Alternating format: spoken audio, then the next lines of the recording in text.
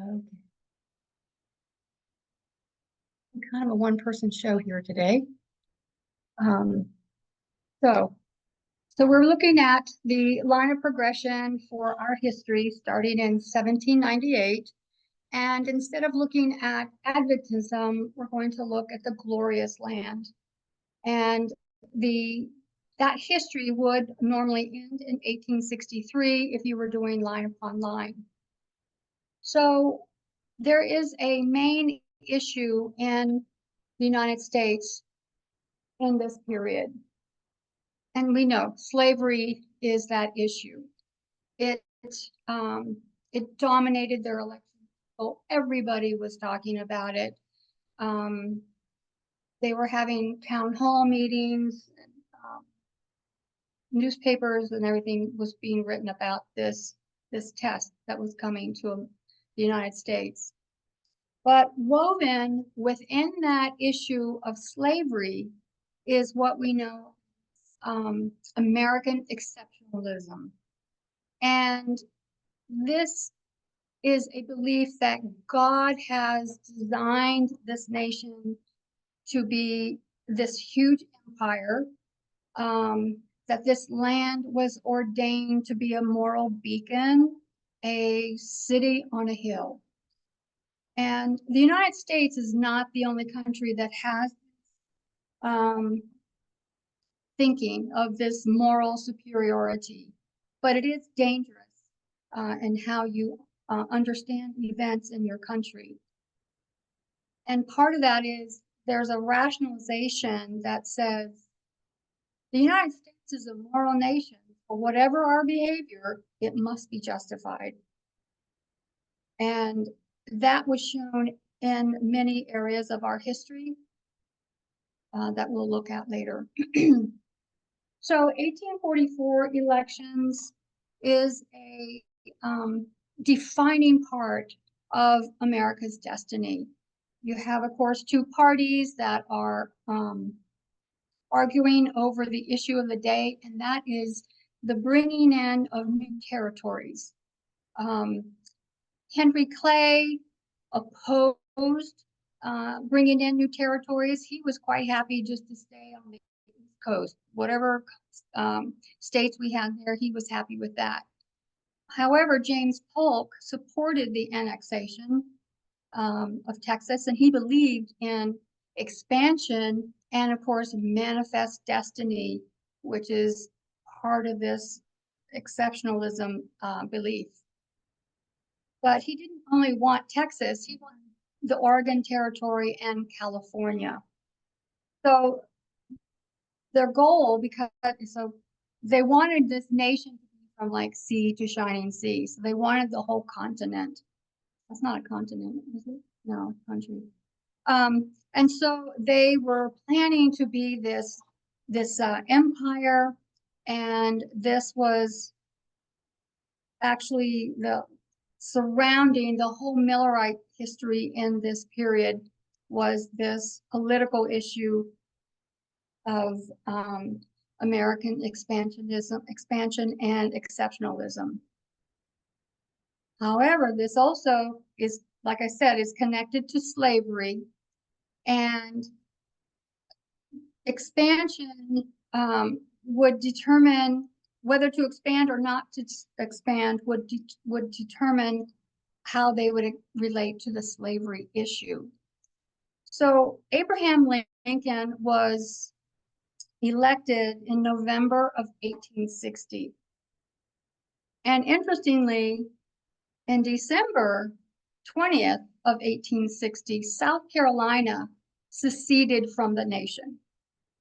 So you don't just throw up documents and then leave a union, right? You have to have been prepared. You can tell that the tension between the southern states and the northern states, they were already planning ahead for the election in case their guy didn't win. Within 6 months, 10 more southern states seceded from the Union. And they were doing this before Lincoln was inaugurated in March of 1861. And they felt that his election was the final straw. And he actually, it was just more than they could take. And they feared that his presidency would result in the end of their way of life. And if you look at if they could make maps like we have today showing the election, he did not get one vote from the southern states. He did not win one state in the South. So that's a sectional victory, which we're familiar in seeing those kind of maps in the election polls between the red and the blue. So towards the end of Millerite history, towards the end of the 1850s, after the Missouri Compromise, slavery was becoming more and more of a controversial issue. People were not enforcing the Fugitive Slave Act. Anti-slavery organizations were growing and they were becoming more effective, and more people were coming under their tent, as I could say. And first wave feminism was out there. So it really was this boiling issues, this soup of issues that was just taking over the nation at the time. And it went so far that it eventually, the Civil War came in 1861, and it was over the issue of slavery. And this war would determine whether slavery continues or not. And we know the southern states have always said it wasn't about slavery. It was about states' rights.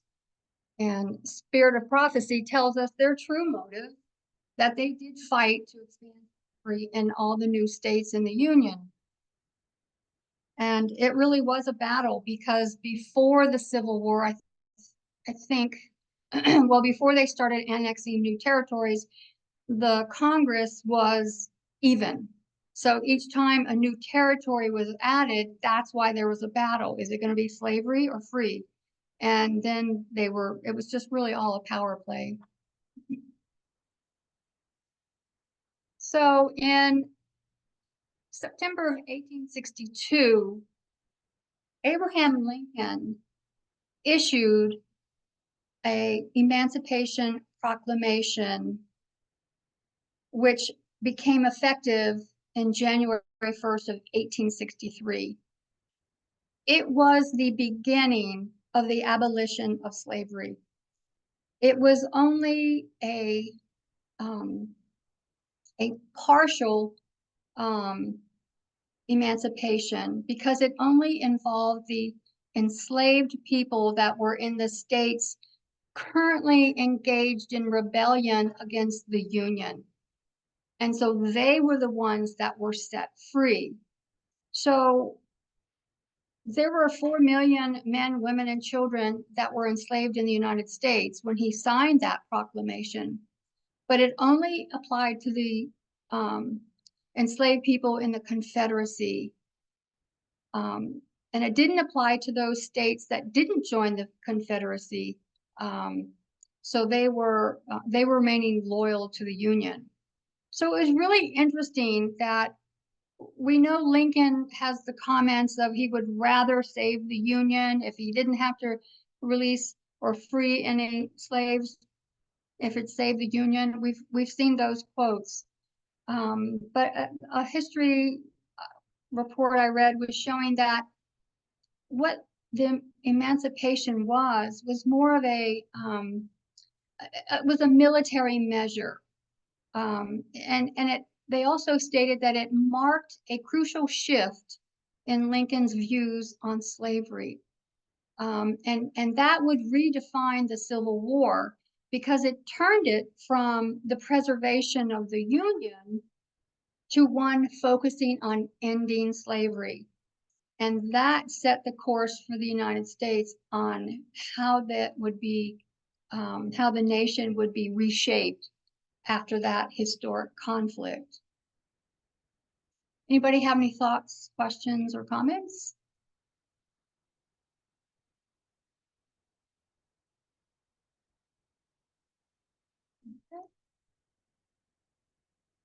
I guess I'm seeing, so the last straw, Lincoln being the last straw, I can see some parallels with Obama kind of being a turning point, and a lot of, I don't know, Christian nationals, white supremacist type mindset.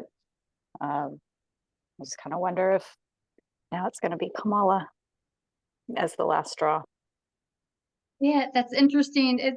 I did see a lot of parallels in this study. I mean, this came out 5 years ago, but I'm like, wow, not a lot has changed. So it's really sticking to its path, it seems like.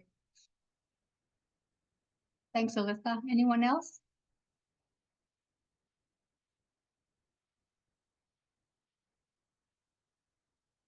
Okay, so we'll move on. I had to say Okay. something. It's I hope it's not too silly, but I was thinking, okay, the South Carolina seceded because they didn't like, Abraham Lincoln, and he's, that was like the last straw. And then Donald Trump is not only seceding from the Union, he's taken it with him, in his mind. It is interesting. You can see some parallels to that, even though I did hear some states saying that they wanted to secede, and I think secede, one of them I think was even California at some time ago. There were people like, okay, let's just get away from all this. But it's going to be interesting for sure, this election. Okay, so normally we would cut our line at 1863, but I'm going to continue it out till 1989, and we'll fill in. I've got things up there. I will provide a photograph after the meeting, so you can get a closer look. So slavery begins as an issue in the United States. In fact, before the glorious land rose up in 1798, historically there were slaves already in the Virginia colony in 1619. So they were the first ones to arrive at the English colonies. So 1798, the nation is prophetically rising out of the earth, and there is social and political tension all over the nation related to slavery. And 1865, slavery is legally abolished by the 13th Amendment. That's when it was ratified. And so we're going to look at a quote from Spalding Magnum collection. And this is in the late 1890s, and it's page 19.6. There is a terrible crisis before us, through which all must pass, and especially will it come and be felt. And she didn't put in a name, so it's a particular area or people. She says, my mind has been troubled over the positions which some of our brethren are liable to take in regard to the work to be done among the colored people in the southern states. So she's talking about the work in the southern states. She's paralleling the north and south of northern and southern states, and saying you can't share the gospel in the north the way you would in the north. You have to change your tactics. You can't be open in your thoughts. And in the south, you have to teach in parables like Jesus. You have to cover up what you're saying. And then she says further down in the quote, for the same, she tells us why, for the same spirit that held the colored people in slavery is not dead, but alive today and ready to spring into action. So she's warning them to be careful in the South, because that spirit, she didn't define what it is, but that spirit has not died, and it lives on in the late 1890s, and it's ready to spring into action. And then she continues and gives more information. The same spirit of oppression is still cherished in the minds of many of the white people of the South, and it will reveal itself in cruel deeds, which are the manifestation of their religious zeal. So the spirit in the minds of the people in the South, the white people in the South, they're going to reveal themselves in their cruel deeds. And those cruel deeds are a manifestation of what? A manifestation of the religious zeal. So this story isn't about slavery, not just the slavery, but it's literally how the United States views itself, how the United States views equality. And it shows here the colored people will be oppressed by cruel deeds. Their heart will be revealed by the manifestation of those cruel deeds. And those cruel deeds are the manifestation of their religious zeal.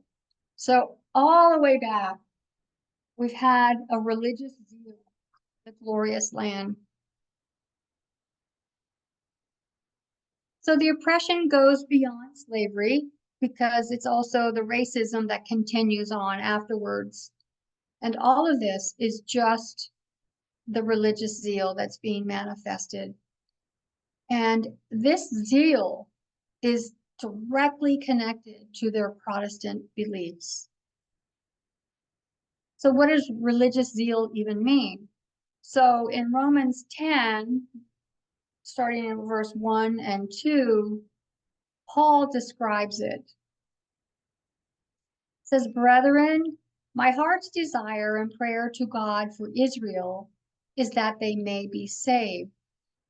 For I bear them record that they have a zeal of God, but not according to knowledge." So the original glorious land had religious zeal, but it was without knowledge. And knowledge we could say would be no discernment. A religious zeal without a discernment. And that discernment was without a correct understanding of God. So, excuse me.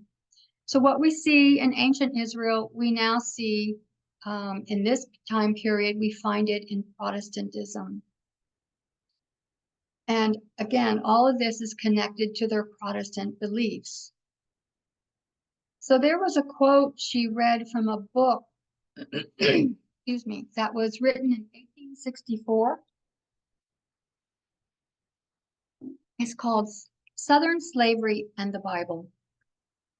And of course, what do they argue in this book? The North must give up the Bible and their religion and adopt the South's view of slavery. Because their argument is to show that slavery is a biblical mandate.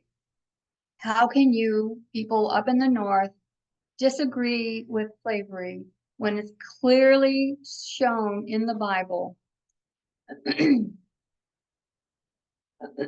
So the history, this gives us a glimpse, a clue that this history looks like politics between the northern and southern states, because they're claiming state rights and freedom of property. And they're talking about the economy. This is political power head to head between the North and South. It's states' rights. It's or we don't want an expansive, large government. So it's seen surfacely as a political issue, but it wasn't. It is a religious issue.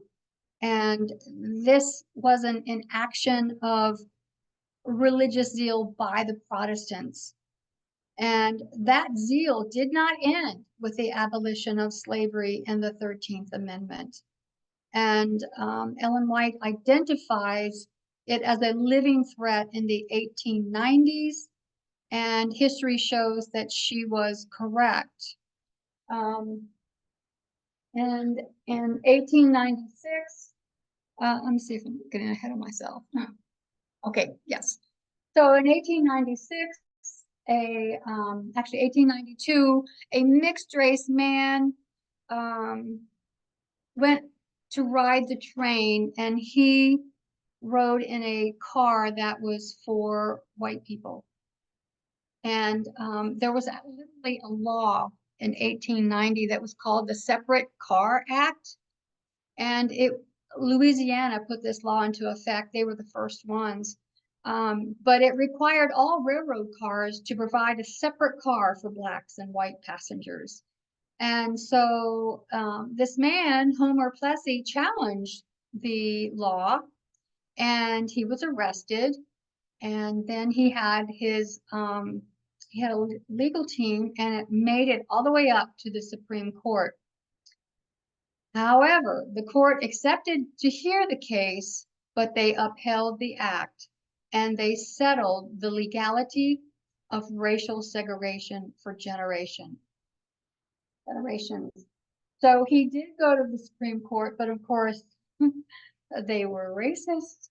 And so this law spread from Louisiana and went all over the southern states. It's called equal but separate. And so you have blacks, you have whites, but they must be separate. Well, how can you be equal if there's a separation? So I don't know if you've ever seen any of the photographs from the 19. Sorry. It's really shockingly horrific to see the separations that were put in every aspect of social life, from not just schools, but hospitals, theaters, colleges, restaurants, even doorways, restrooms, water fountains, churches, everything. I mean, it's really just overwhelming. But how is it possible to be equal and separate? The but destroys equal. So this is when in the 1896, when that court case was decided, that was the government's, the beginning of the government's ordered segregation by law. And so it started as a local law, a state law, and then went up to the federal level. Any thoughts or comments?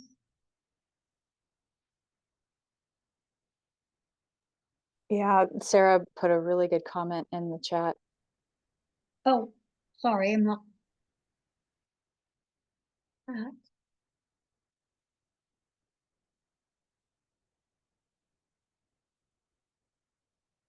It is the same argument men make today, equal but separate with different duties. Yeah. Religious zeal and military slavery. Mm-hmm. Good comments. Thank you. That was good.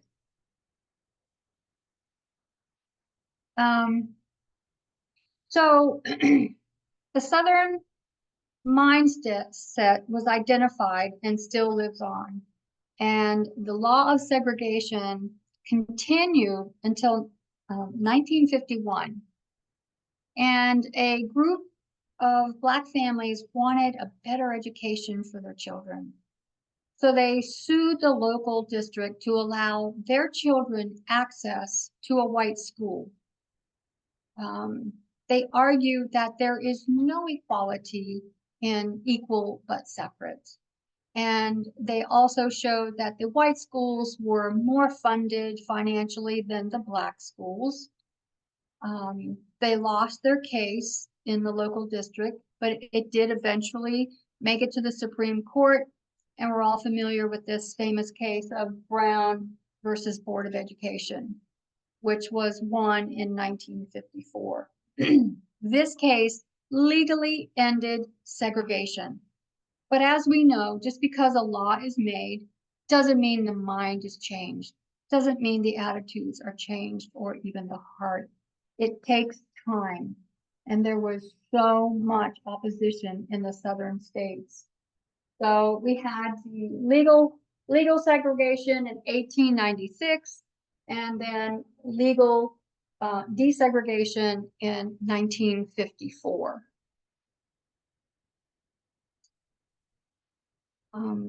Interestingly, Little Rock was in the national news and probably global. In Little Rock, Arkansas, the U.S.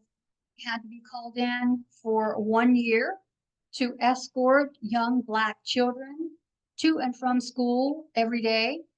There were pictures all over the newspapers and on television about these little children going into white schools with these soldiers escorting them. And the white population was so opposed, and they were also pictured, and just the cruelty and inhumanity of those pictures is stunning. But so we want to look at what was the effect of that 1954 decision on Protestantism. So this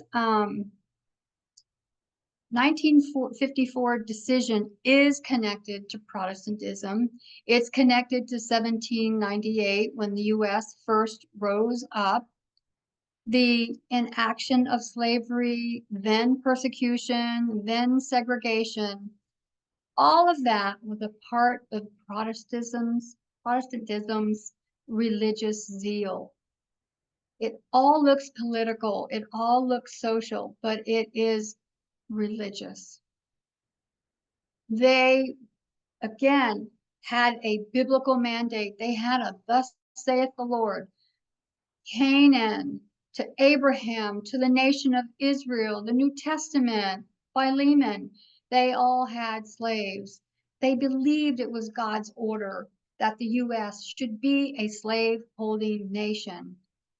The way they justified this was that they were taking the gospel to heathen nations.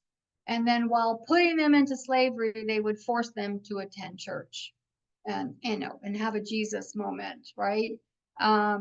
So that Protestant mindset continues to this day in history. It has not stopped. So since it's a religious issue, what was the response of the religious at the time? Well, they were very angry. And this is where we meet Jerry Falwell Jr., Sr. He is a prominent leader in the evangelical churches. In fact, he's really considered the key leader. He was known for crusading against abortion and homosexuality, but he was also very skillful using race to galvanize the Christian right. So his response to the desegregation law of 1954, I have a quote here. If those court justices and their associates had known the word of God, had desired to do God's will, I am confident that the 1954 decision would never have been made. Now he's preaching this at church from his pulpit in Lynchburg, Virginia. He continues and says, the facilities should be separated. When God has drawn a line of distinction, we should not attempt to cross that line. So he's saying that from the pulpit, that the end of segregation is literally a violation of God's word. And what is he manifesting? Religious zeal. His mindset about segregation, about the segregation of Black and white, this is all a manifestation of religious zealotry within Protestantism that has never died. And it continues. The ending of segregation literally mobilizes the religious right in America. It is a pivotal turning point.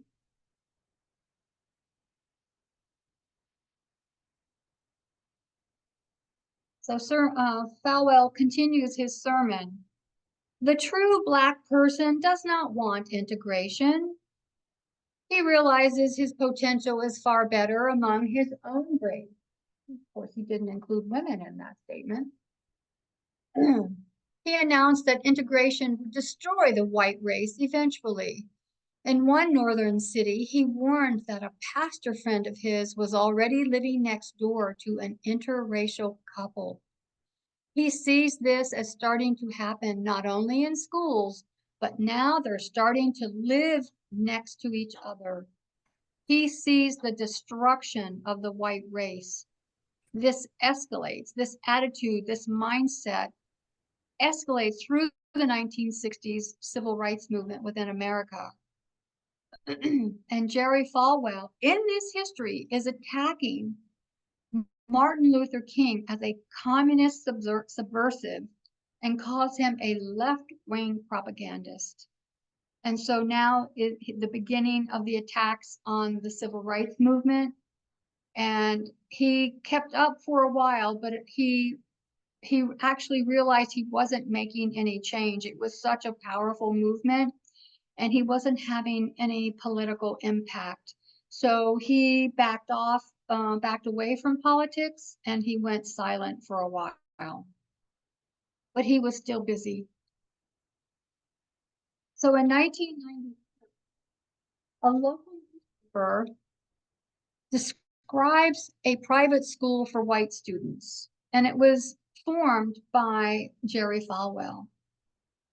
And it's a Christian academy. And he, instead of trying to force political change, he bypasses the law and forms a private school. Why would he do that? Well, private schools are exempt from segregation. It's only public schools that were required to end segregation. He wasn't the only evangelical leader to do this. Many other men, Bob Jones, Pat Buchanan, they all started creating their own schools and colleges. And so their goal was to make sure that their Christian communities in the South are able to enact segregation, which they would say is their religious right. Any thoughts or questions?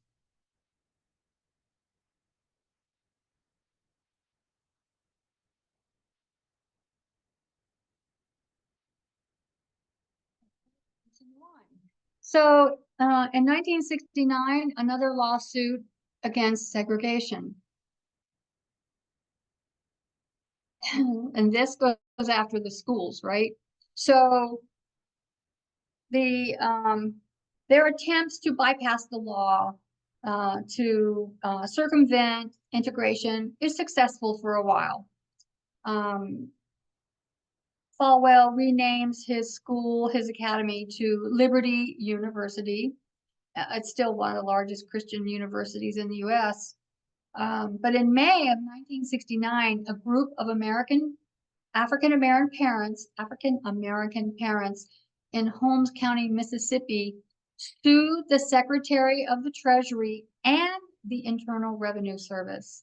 They were seeking an injunction to prevent 3 new white-only Christian academies from obtaining tax-exempt status. They argued that the school's discriminatory policies prevented them from being considered charitable under the law.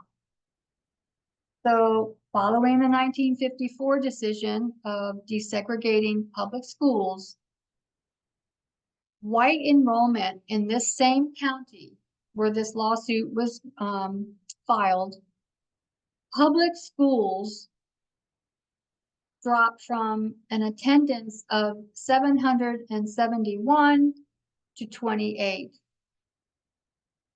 And this is referred to as white flight. parents were taking their children, their white children, out of the schools because they wanted to avoid segregation. And in 1971, the government tells them to end segregation, that Black students are allowed. But then they would have these small rules within the academies or colleges that said no interracial dating is allowed. So they had these laws in place that were racist, and but the government tells them you've got to stop segregation or we're going to revoke it.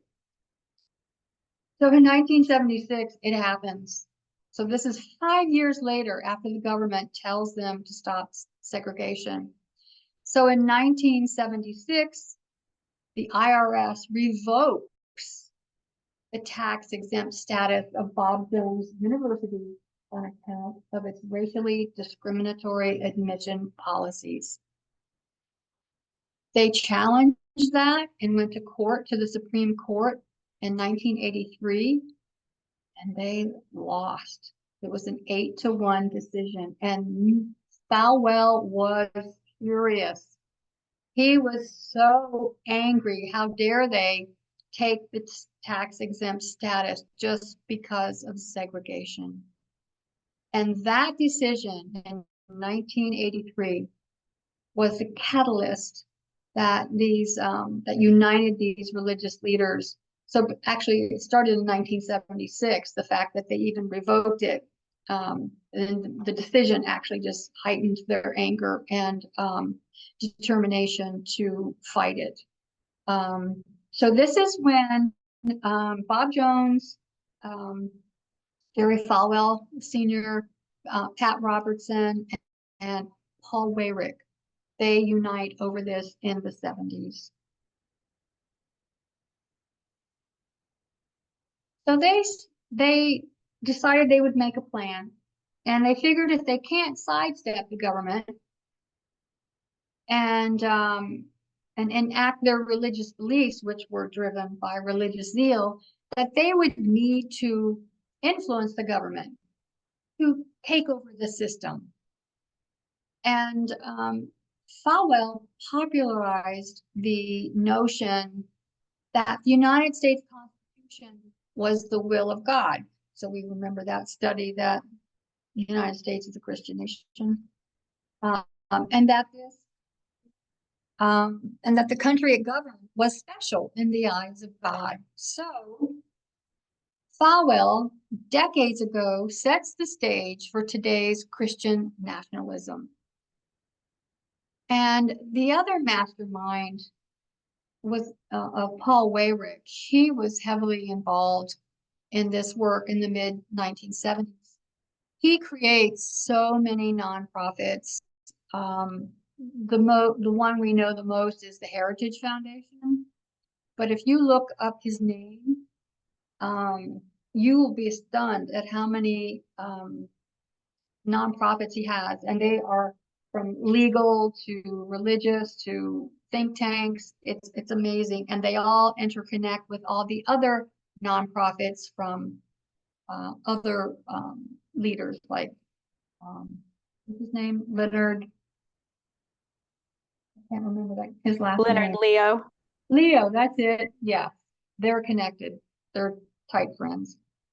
So anyway, he's starting to create an agenda and how they're gonna, together they're all creating, and how can we impact the government?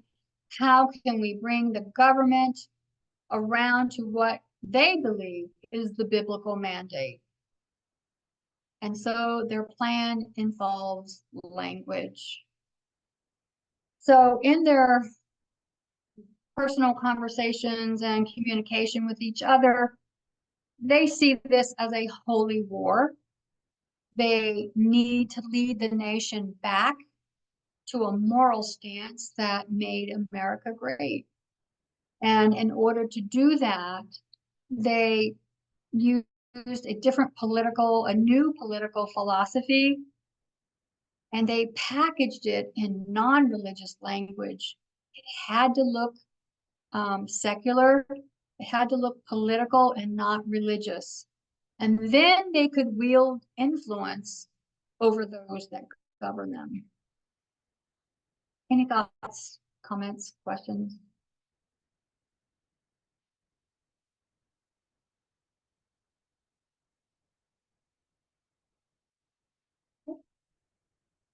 So now, evangelicals. Okay, so there's a history of evangelicals where they did not get involved in politics. And the biggest humiliation for them was in something called the Scopes monkey trial in 1925. That caused them to retreat out of the public sphere.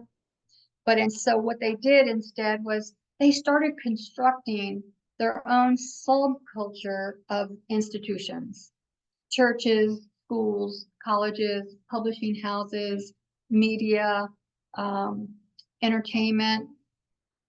Sounds like Seven Mountain Dominionism. And these institutions provided the building blocks for what would later be a reinvigorated political engagement. And so that did come about, and that's what changed in the 1970s was the advent of the moral majority.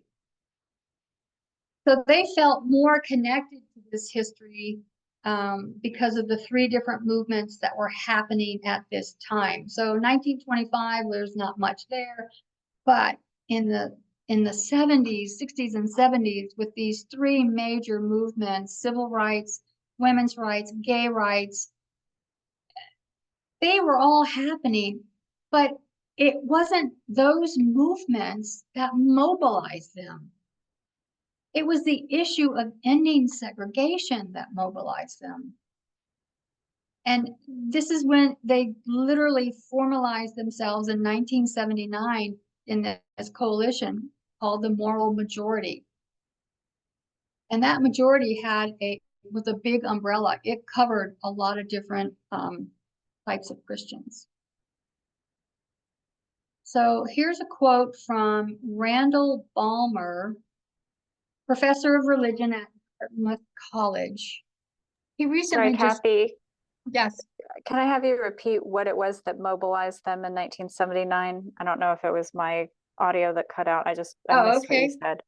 So in the 60s and 70s, you have the three movements: civil rights, women's rights, and gay rights.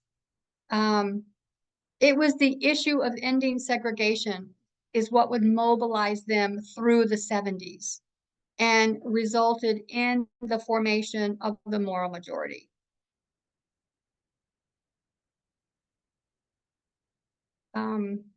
So is that enough, Alyssa? Yes, thank you. Okay. So Randall, Kathy, I have a question about the cruel deeds, just going back there. The cruel deeds, could you repeat what you meant? Cruel deeds? Yeah. Okay, legal segregation. So the cruel deeds are anything that has to do with slavery or persecution or segregation. That is the result of religious zeal. And then the racism that continues. And the theme is the manifestation of a religious zeal. Their actions are based on their Protestant beliefs. So would that be the Jim Crow laws around that time? Yes, it would. It's the racism that follows are the cruel deeds. And those Jim Crow laws were the separate, the continuation of equal but separate. And then, of course, the banking industry, the insurance industry, employment, real estate, everything those were cruel deeds, and they were part of a religious zeal. And it just continued, it never died. It still hasn't. Does that help? Yes, thank you. Okay. Okay. So Randall Balmer is a professor of religion at Dartmouth College, and he recently produced a documentary called Bad Faith. I don't know where you can find it. I think it's somewhere on YouTube, maybe. But Correct.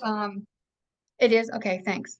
So anyway, he says, for the first time in any significant way, evangelicalism becomes interlocked with the Republican Party. They are not just working with any politicians. Once they begin this political movement, they are targeting one political party, and that is the Republican Party. They become interlocked, and you see an alliance develop between them, between Ronald Reagan and the evangelical leadership known as the moral majority. So this moral majority is active politically for 10 years, 1979 to 1989. Their first agenda item was to get Ronald Reagan elected, and they succeeded. So check on step one. And Jerry Falwell has openly shared this strategy himself. Their next step was to get George Bush elected in 1988. Step two. So they have now united with the Republican Party. They have placed two presidents in power that they believe will work with them and enact their political agenda. So first Reagan, then Bush. And then in 1989, the movement dissolved. And Falwell says the moral majority is now firmly in place. They will continue to impact politics for the generations to come. So you can see they're playing the long game. They are just slowly chipping away, just like they did with Roe v. Wade. They're just chipping away till they get their goal. And they are motivated by a very strong religious zeal without discernment. So the next quote is from a sociologist named Martin Rees-Brot.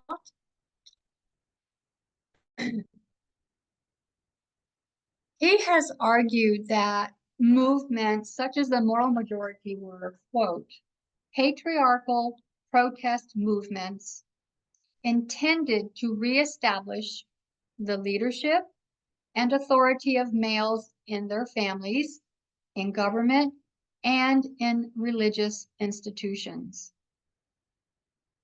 So it's a patriarchal protest in response to the feminist movement. And it sounds like that's what's happening here too with 2025, the Project 2025. A lot of their agenda items in there are against women's rights and are for the patriarchal family structure. Continue. The emergence and popularity of the moral majority came at a time when there was growing efforts to establish the rights of women, people of color, and the LGBTQ community.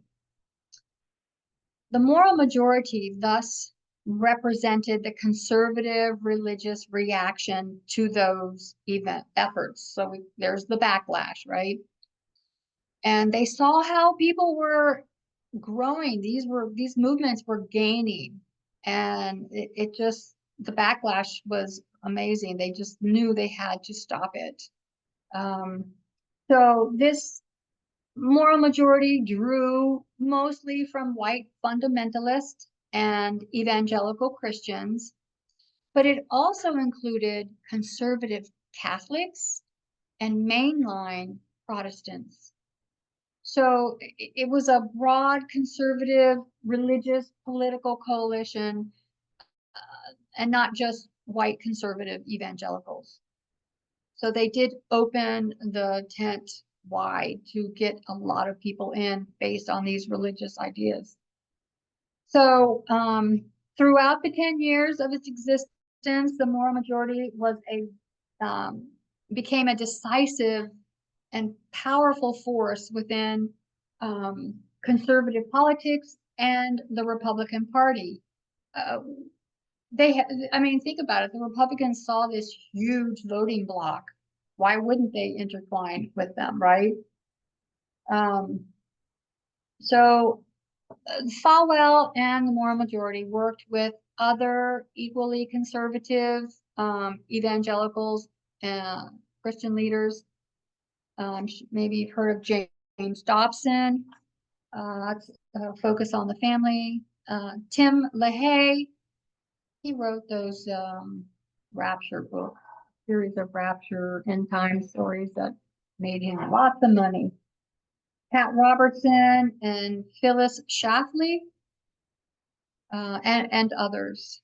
So again, this broad coalition of a variety of leaders, a variety of nonprofit organizations, and a variety of Christian denominations and they were all mostly white, but they came to represent what was called now the religious right.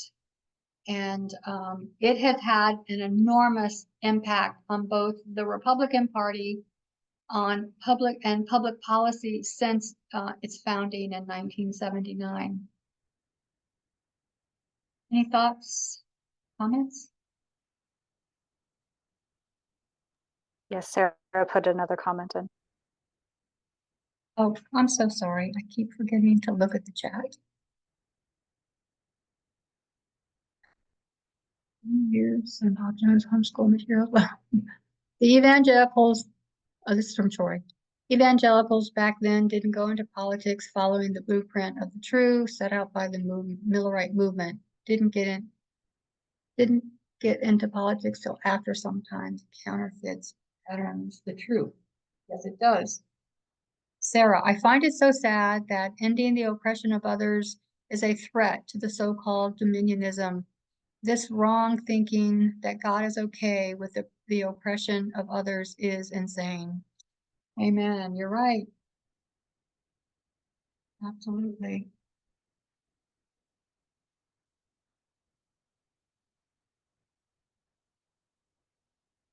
Okay, so the Republicans are smart. They see what this moral majority is, and they're happy to join. In fact, they visited many of the fundamentalist evangelical institutions, the universities. They would speak at their events, and any other organization that would invite them, they would join. And I forget the quote Reagan said. He was at an event and he said, I can't, something about, I can't say it, but no, I endorse. Anyway, he basically was an endorsement of their policies at an event. And I wish I could remember the quote. I'm sorry. If I find it, I'll share it. But basically, he was embracing the moral majority. So,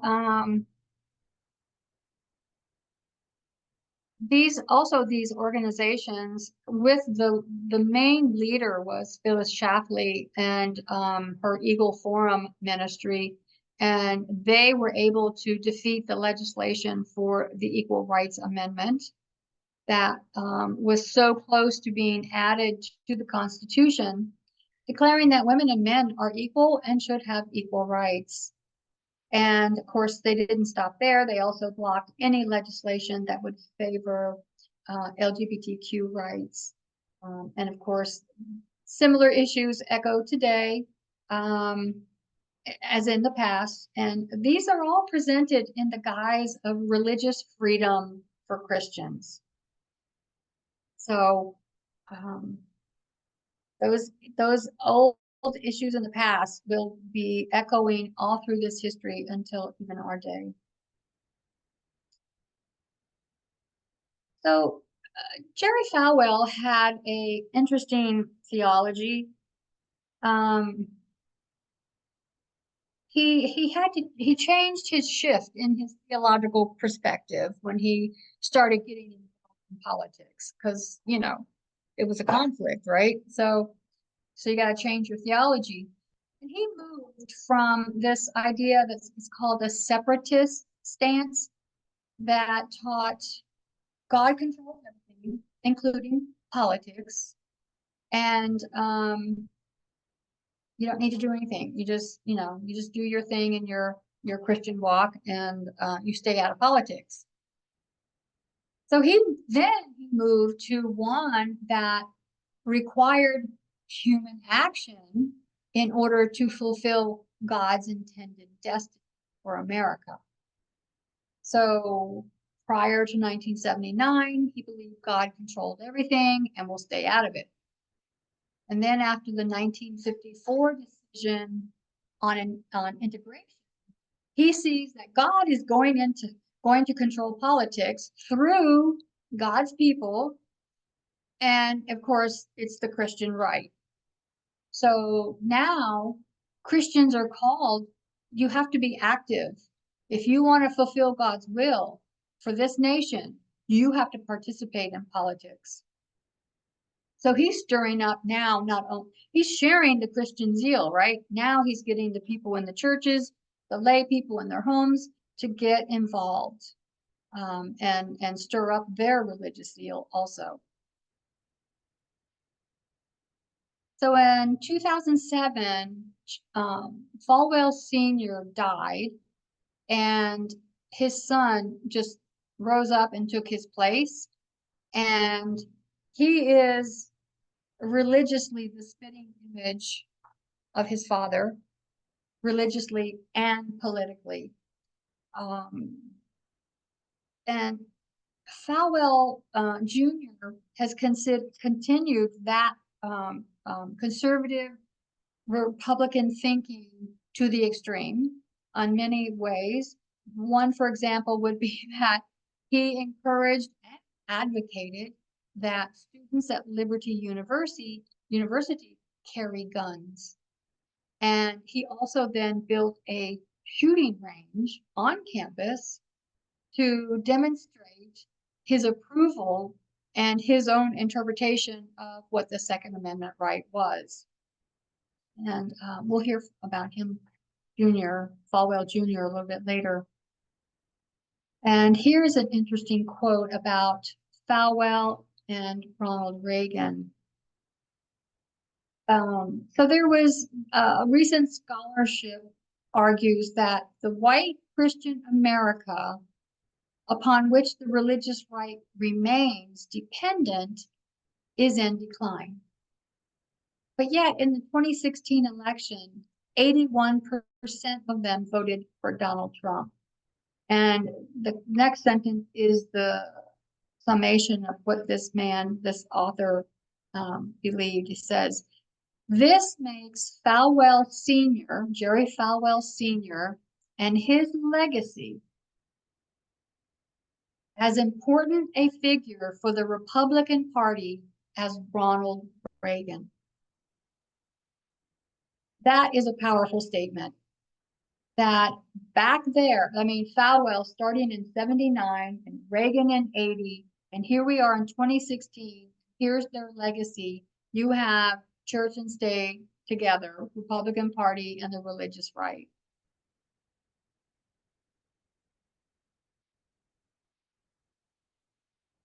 Okay.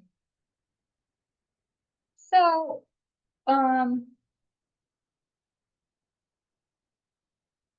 so when we usually talk about 1979, 1989, our lines show, we focus on the Catholic Church and John II. And back in the day, in the early days of the movement, there was the danger of slipping into some Adventist conspiratorial mindset, some conspiracies. And many were seeing a secret alliance that wasn't secret. John Paul III was there. A black pope was brought up, and there were some evil people behind the pope there. And there was occult action. There was the secret, that pope was secretly united with the United States to for the fall of the Soviet Union. So all of that thinking makes the story about the actions of the papacy. And there is a place to understand John Paul's role in this history. However, that part of the history has not impacted our present reform line to see Donald Trump where he is today. As much as the rise of Jerry Falwell and the moral majority. So we've been blind to seeing Amen. Protestant. Well, pardon? No, I just said amen. You're right. Yes, Oh, I okay. agree. So we've been blind to the Protestant participation in this history.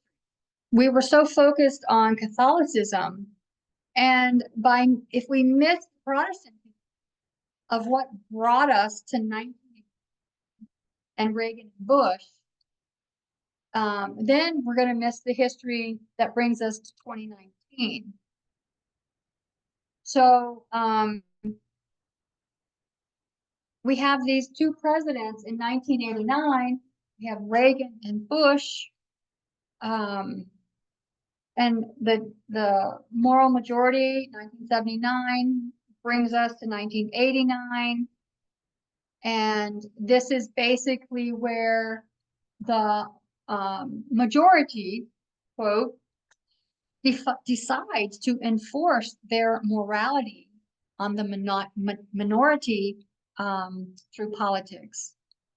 And this is how we can trace Jerry Falwell Sr. through this history.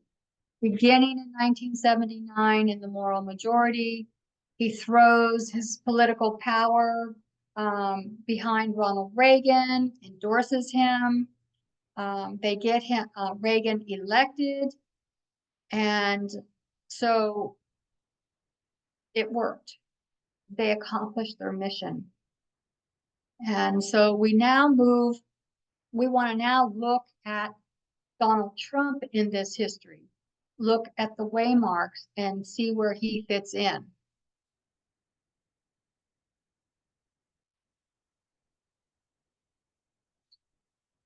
Okay, so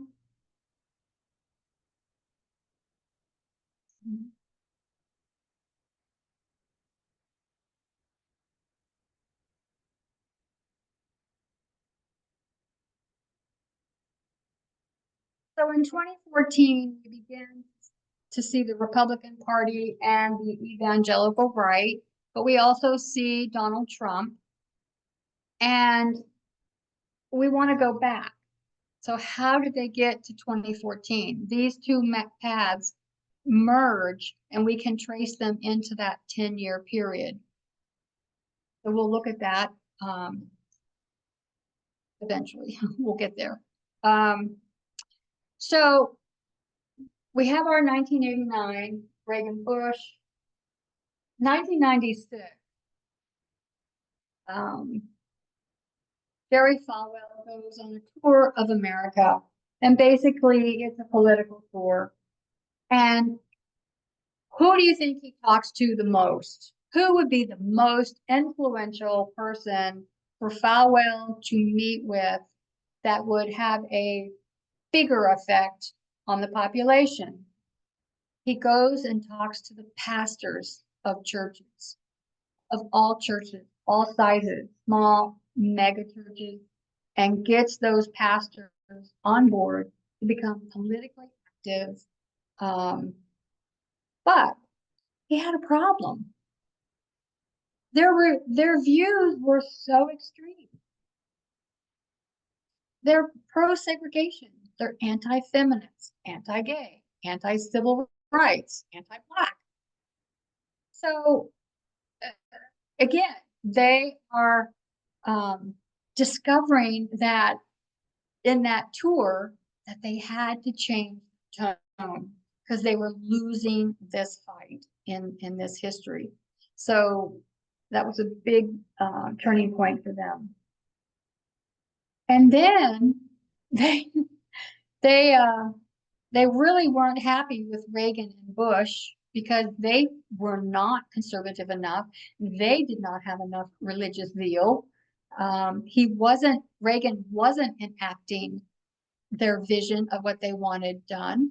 I mean, they were okay, but they were not what they wanted. And then came the Clinton presidency, and all their goals are totally undermined. So you can see this back and forth, and I mean, they're just plowing through all of this history and constantly remorphing into what they need to be to keep moving forward to the goal. The goal is never lost. They might get some sideways and some delays and pauses, but they keep going. So then we come to the terrorist attacks in 2001, and how does the evangelical right respond? Well, of course, they blame 9/11 on America's immorality, their acceptance of feminism and homosexuality. So they left out race. Normally that's in their talking points, but they are becoming less outspoken about race because it's politically incorrect. But they still have two targets, and they have feminism and homosexuality, which fits right in with the message. So the daughter of Billy Graham, I forget her name, she says that 9/11 happened because we have abandoned God as a nation. We backed away from him, and he's now withdrawing his favor from this nation. And that's why God allowed 9/11 to happen. It's punishment because of our immorality. And she says that we as a nation have shaken our God's face. And we've told him, get out of our politics, get out of our schools, out of our businesses, out of our marketplace, and off the streets. And so God did that. And that's why 9/11 happened. And her brother,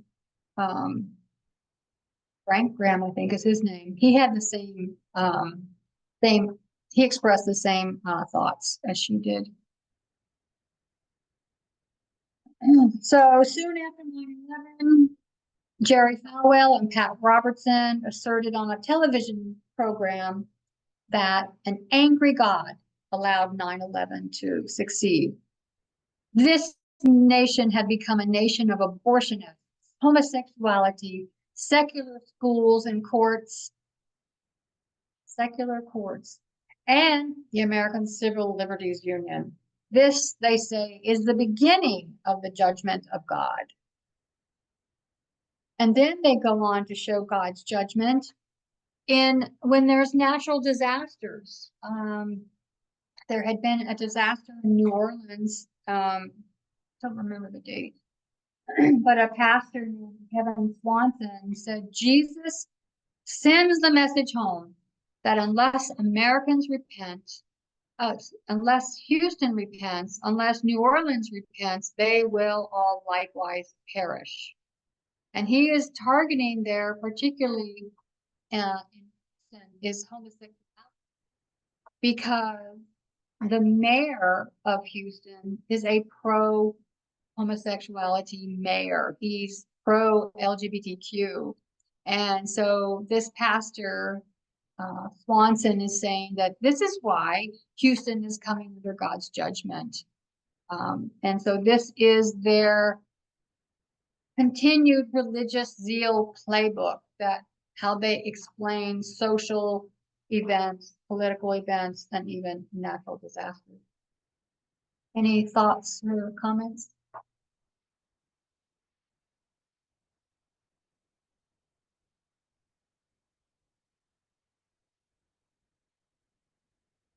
It all sounds familiar, doesn't it? I mean, this is all decades ago, and it's all the same.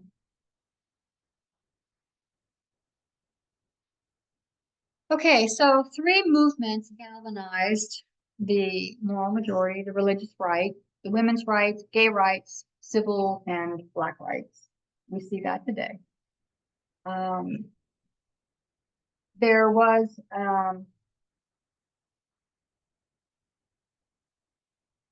the other thing we see coming together, just like those three movements were around the same time. In 1996, we can mark the religious right, the Republican Party, and Fox News. So we have, pardon? Go ahead. What's the date that you said? Sorry, the audio keeps cutting out. I'm so sorry.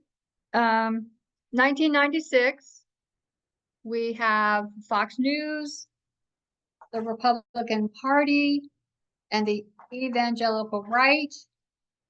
And this begins the story of their union. There was a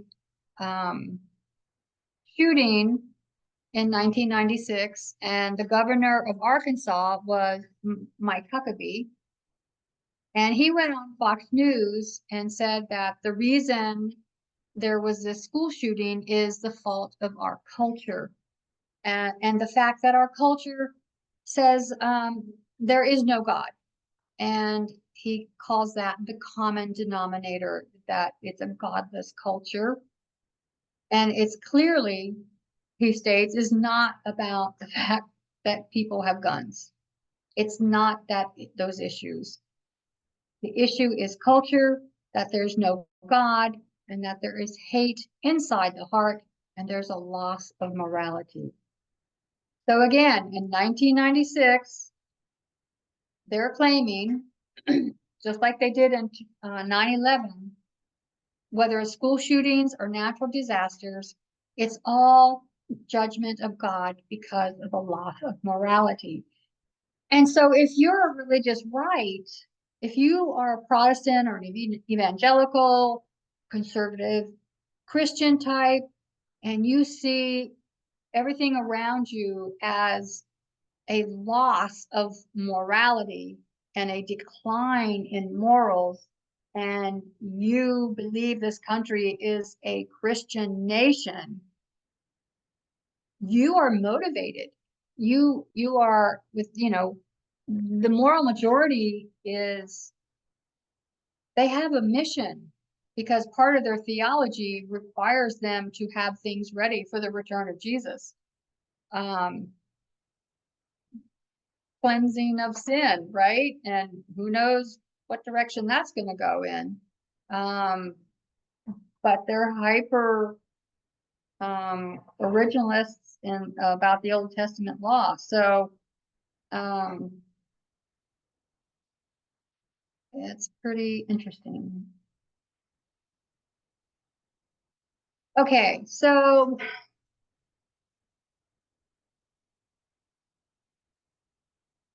in the history of Reagan and Bush and of course Clinton, the religious right is having trouble enacting political change. And then in 2008, the election of 2008, their worst nightmare, and Barack Obama is elected as president. And so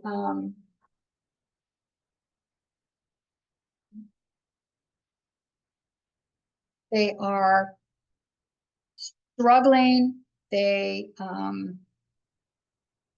have to change tactics, and they will, the change though will not come from the religious right. It'll come within the Republican Party, in response to the election of President Obama, but also there's a financial crisis. It started in 2008, Bush's presidency, but the worst of it, the peak, happened in 2009. It was really bad. 3.5 million jobs were lost in 2008. And when Obama took office, job losses were 800,000 jobs a month. And several financial institutions were either collapsing or were forced into mergers or were bailed out by the government. And so this is what Obama got elected to be president of. And again, when he took the oath in 2009, the crisis had reached its fullest extent. So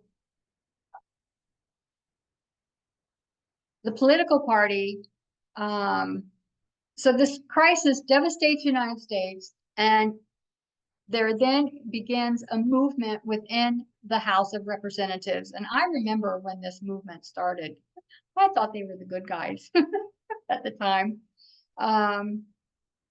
This movement is known as the Tea Party, and it was a response to the financial crisis. And it was a movement within the Republican Party, but it's right wing. And so then this brings extreme right-wing elements of the Republican Party within the Republican Party and unites them. So there's a quote from the Washington Post that says about the Tea Party. It says, one important group blazed the path that Trump has followed. The Tea Party movement, in substance and style, Trump realized the agenda that the movement, those Republicans had forged from 2009. What distinguished the Tea Party Republicans in the House was not their views on fiscal issues, but their views on social and racial issues. House members most aligned with the Tea Party were more socially and racially conservative than other Republicans. It arose as a fringe wing of the Republican Party. So the Tea Party was joined in with the conservative Republicans, and of course there was a religious aspect to that too.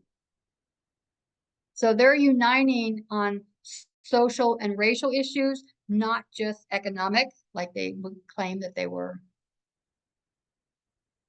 One thing about them that I became aware of when I was involved in politics in that time period, that was the first time that I heard the warning against the United Nations from Tea Party members, and the United Nations being such a bad thing. They're trying to get rid of cars and move everybody to bicycles, and so can't put bike lanes on streets because that's a UN takeover. And Right. Yes, they were big into conspiracy theories. And of course, what was the biggest conspiracy theory during that time with Obama in the White House? His birth certificate, right? They aligned with that Tea Party movement aligned with the theory regarding Obama's birth. Even though, they aligned their ideology as opposing government intervention in the economy, they're actually just conspiracy theorists and racists and after the social issues. There's a historian, Scott Reynolds Nelson. He studies politics of American financial crises. He said that the Tea Party is precisely the type of fringe group that often arises in the wake of an economic calamity. He said that after major panics, conspiracy theories can flourish and elevate extreme politicians who seek to paint their political opponents as the root of the pain felt by voters. Political parties always sort of had plausible deniability when it comes to these fringe organizations, but these fringe organizations have a great deal of power. The fringe groups are the things to look for if we want to understand what our future will look like. Fast forward to our time period. Marjorie Taylor Greene, Lauren Boebert, whoever else, Matt Gaetz, name all the other names. There's the fringe group that this person was forecasting. And we could look at them from in the past. If we look at the Tea Party, we can see where it's going to morph and go. It didn't go away, it just grew.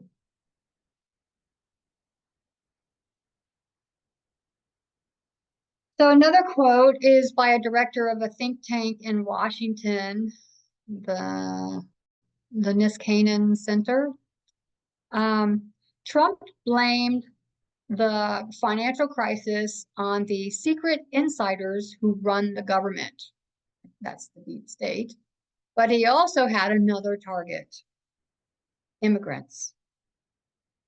Quote, recent bankers weren't the only line he picked up in his campaign for president.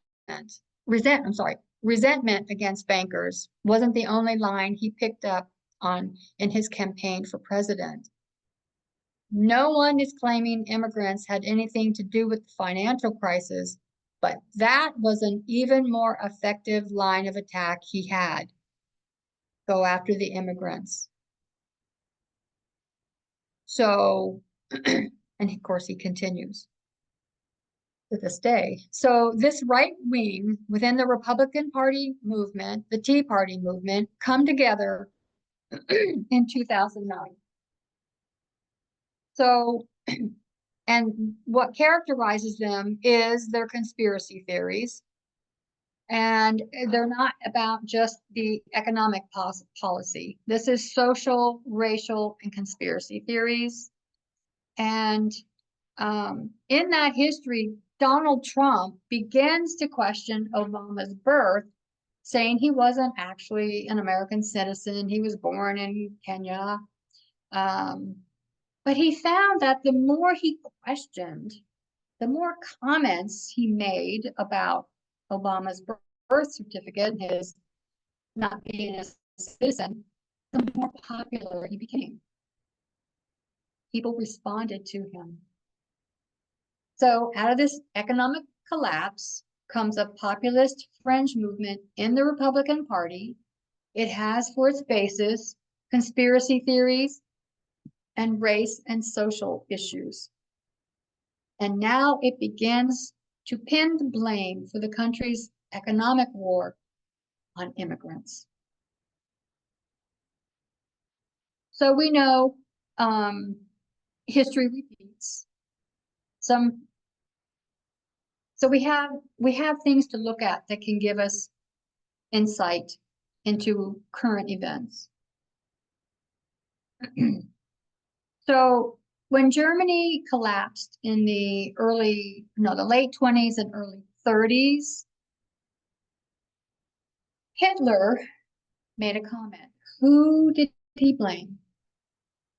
He used that collapse as for his own political agenda, saying that the economic trouble within Germany could be easily blamed and would be the fault of the Jews. And then he used conspiracy theories to wield political power and manipulate the people. So there's the financial crisis, this is a newspaper article, made Americans more comfortable expressing a view that was migration. And this was according to a study published in International Migration Review. And post-election survey data suggests that Trump's appeal was mostly due to the fear of cultural displacement among white working class voters. Another study, the Proceedings of the National Academy of Sciences, also challenges the economic anxiety narrative. The findings suggest that white Christian male voters turned to Trump because they felt their status was at risk. It's the exact same issues that they were struggling with in 1979 when they were finding their status at risk when the segregation laws were banned.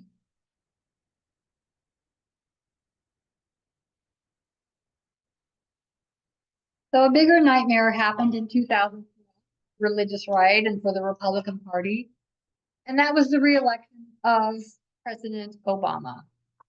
That was a turning point for them, and they were so galvanized, and they were basically, they swore this would never happen. And now they start making a plan for 2016. They come together and they say, whatever it takes. We do not want another Democratic president. We want a conservative Republican.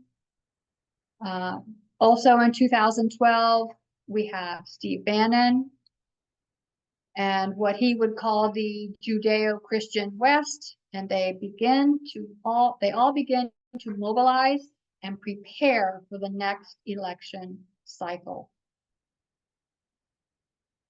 So we're familiar with work, we've done studies. But his work is really the mobilization of the Republican Party in 2012. And of course, they work with Steve Bannon with Cambridge Analytica and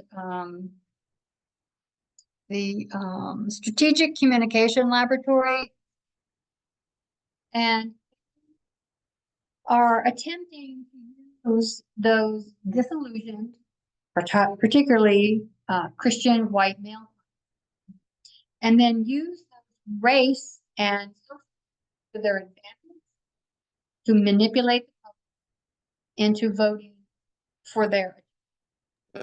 Kathy, we're hearing about every other word. I'm so sorry. I'm too far from my microphone. So I talked about Steve Bannon, Cambridge Analytica. They're going to go after the white male Christian population to use the race and social issues to manipulate them into voting for the Christian right / Republican agenda. So we know 2014 is a turning point. Obama was working on separating church from state. In 2014, Steve Bannon is speaking at the Vatican. He's a very conservative and very strong Catholic. And he says at the Vatican, we are in the beginning stages of a brutal and bloody conflict, that an outright war against jihadists. He talks about Islam, the secularization of the West, socialism, the left, the atheism. He says we are at war with them, and this is all at the beginning of a populist revolution. So how does Trump fit into this history? So we'll find him again in numerous waymarks. In 1979, a journalist named Wayne Barrett wrote the first detailed examination of Trump, and it was 2 articles. He conducted a detailed examination of Trump and his business practices. And of course, it's no surprise that the articles were not positive to Donald Trump. Okay, so Trump knows, of course, he's participating in these interviews with this man, and he knows he's writing these articles, and he calls Wayne. And first, what he said to Wayne was, he threatened to sue him and destroy him if he says anything negative or bad about him. And then he says, but if you write favorably, I'll give you an apartment. So you don't have to live where you live in Brownville, which is a poor district. And he says, I'll get you an apartment in one of my units. So, of course, in Wayne Barrett's article, he wrote, quote, Donald Trump had the bribery and the threat. He had the carrot and the stick. And this is how Donald Trump is working with the media from his very inception, either threatening or bribery. So here's a quote from his 1979 article. Is the sound improving? Yes. Okay, I'm sorry, I need to stay closer to the speaker. So in this quote, this is the article. In this case, in the first of a two-part series, I'll examine the character and history of Trump's Brooklyn base. In the second, I'll trace the details that led to his extraordinary acquisitions of the 3 Manhattan properties and the government negotiations that are turning them into personal windfalls. Each history, the Brooklyn Empire, the Manhattan purchases, and the government contracts, is a tale of overreaching and abuse of power. This is 1979. Like his father, Donald Trump has pushed each deal to the limit, taking from it whatever he can get and turning political connections into private profits at the public's expense. So the first investigation identifies Trump. He works through the abuse of power. He uses his political connections for private profit, and he inherited these political connections from his father. And he used them in a way that was overreaching and an abuse of power. His other 2 points that he investigates and notes in these articles is how Donald Trump leased properties. If you wanted to rent one of his apartments, you would call the receptionist, they would take your name, and they would put a C, a little C next to your name. And then you were placed lower down on the list because they did not want to rent any of their apartments to black families because he had an issue with race. And he and his father were actually sued by the federal government for this issue, and they lost. You know, they had to pay, but they were sued for the segregation within their apartments and not wanting to lease to black families. Then, in the second investigation was, if you were white and wanted to rent an apartment, they would need to assess your income as to whether or not you could afford the apartment. So they would look over your income. However, they only look at the male income, not the female. Her income is not counted towards whether or not you can afford the apartment. And then, so what does this say? There is no chance, no hope of a woman being able to lease an apartment based on her own job. It had to be counted through the male income. And then in 2011, Trump was asked whether or not he would hire working moms. And he said, a working mother is not giving me 100%. She is giving me 84%. And 16% is going towards taking care of children. So you can see his attitude towards women in the workplace. They have no value. They are not even considered.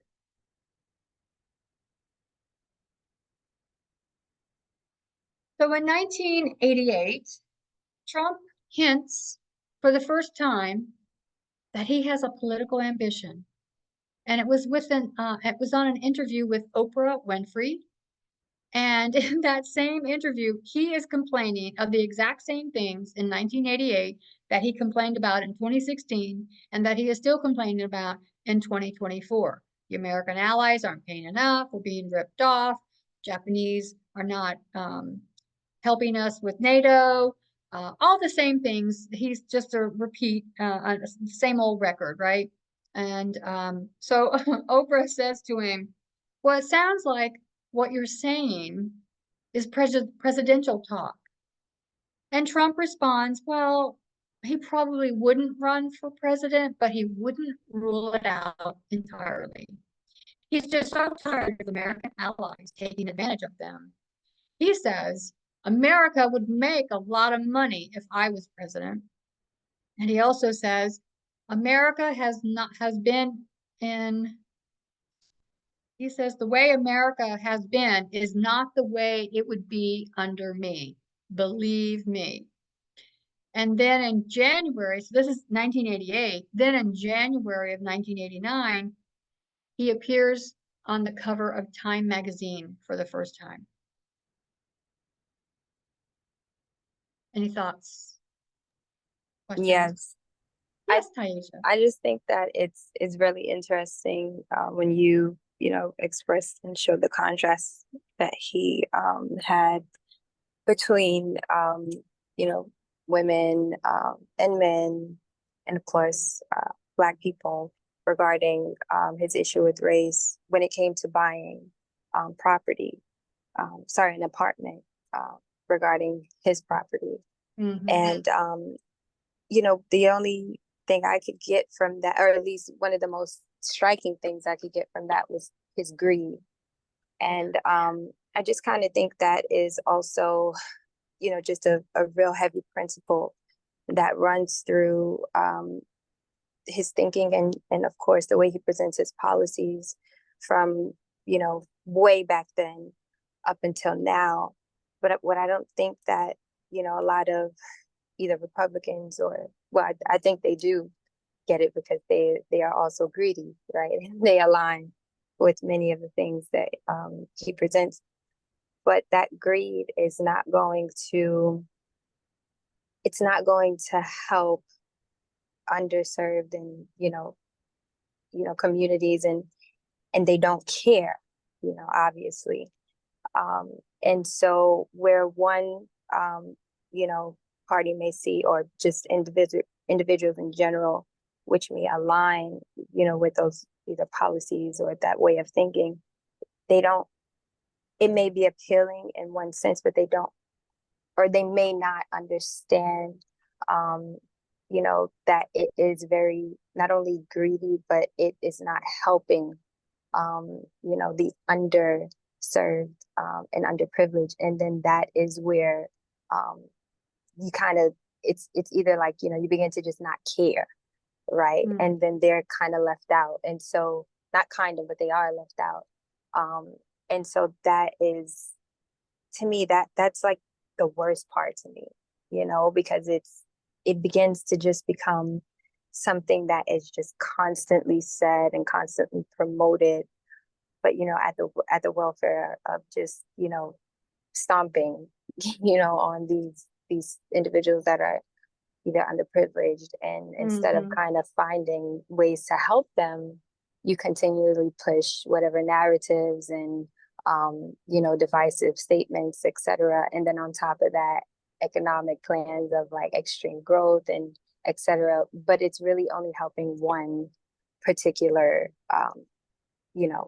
person, or Yes. so it's crazy too. He's been very consistent throughout his history of who he is.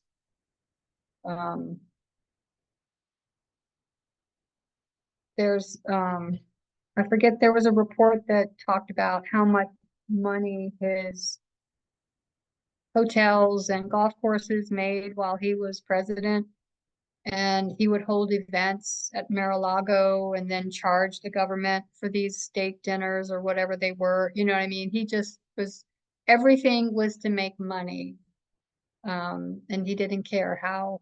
I mean, he was violating, I forget the name of the act, about personal remuneration from other countries and a conflict of interest, using your own properties to host an event, things like that.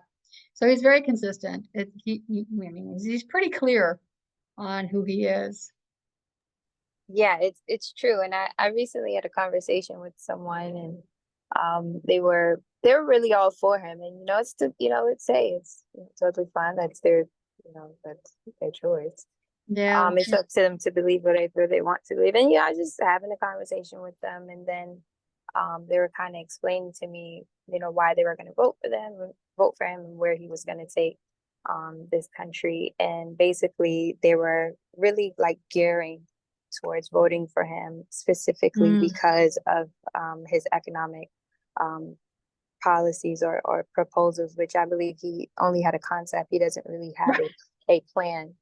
But it was kind of really interesting to me. And I was, I was kind of just trying to also ask, well, what about X, Y, and Z? And what about, and it was like, they need to work, they need to then, do what they have to do. And you just really begin to not care. And I don't think that it's kind of readily understood. I mean, it's not really understood, like, I guess just so easily, because all you can see is, the greed of you, just having all this money and attaining all this money.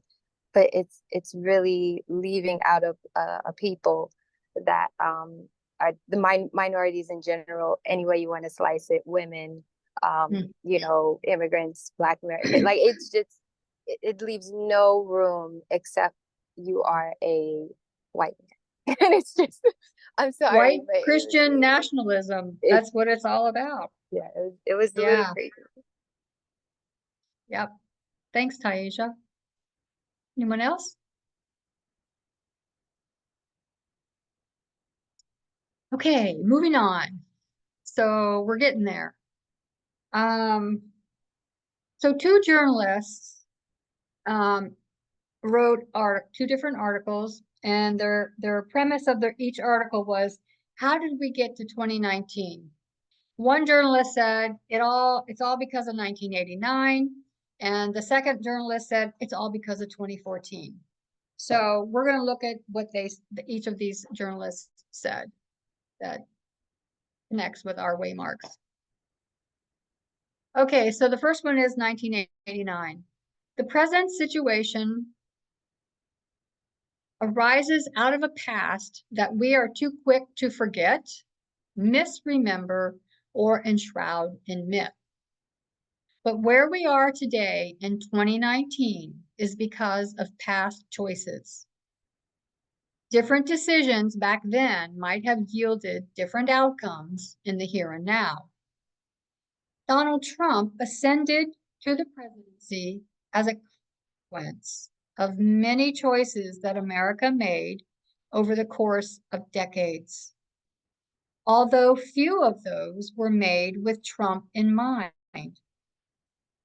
He is the natural result of the choice America has made. Where did he come from? How can we account for his presence as commander-in-chief and leader of the free world? So the article takes us where it begins, at the fall of the Berlin Wall in 1989.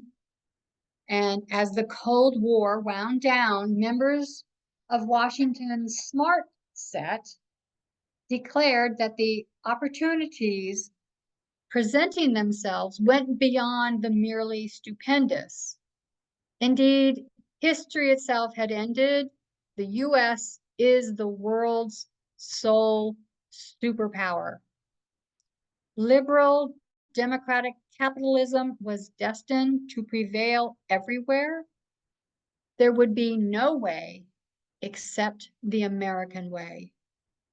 In fact, the ending of the Cold War should have caused them to reflect about the many mistakes and moral compromises that America made between the 1940s through the 1980s. But they had no interest in revisiting their mistakes, and they certainly didn't have any remorse or contrition. Instead, They became controlled by extraordinary hubris and a patent of reckless behavior informed by an assumption that the world would ultimately conform to the wishes of the indispensable nation, which is the United States. And this history that this author is writing about that happened in 1989, you can see it. It's American exceptionalism, the end of the Cold War. And that's the concept that is driving this one world superpower, this new world order. They have defined what that looks like. And sadly, they made the wrong choice in the slavery history. And in 1989, they made the wrong choice in our history at the end of the Cold War. Now, that author didn't write those last few sentences. That's part of the study, but we're comparing 1989 and 2014. So looking back, the American exceptionalism was crucial. It was connected to the slavery thing. It was connected slavery issue. It was connected to the Protestant issue. And again, here we have at the 1989 sole superpower. I mean, the way he described the people was the elation of, now we have won this long war. We have just, beaten down this Soviet bloc, this evil empire, and now we are the superpower. We are the greatest nation on earth, and now we are going to spread democracy around the world. So there's this giddiness, this full self-exaltation, this just unbelievable thinking of how great America is. So in that same time period, Reagan really amplified that attitude. And he used to be a movie star, so he was the good cowboy, and he was going after the bad guy, and he was rugged and strong and male and all that stuff. And he took it even further, and he used the quote from back in the 1700s that he called America a city on a hill. But if you're a city and you're on a hill, you have now placed yourself above the other cities, right? So there you have again this exceptionalism, this attitude of superiority. And so this history is so inbuilt. This ideology is so built into American citizens. So we were able to trace Trump in '79, and then on the cover of Time magazine. In 1989, his wife accused him of rape, and so we see this pattern of abuse continuing. The next time he's accused is in 1996.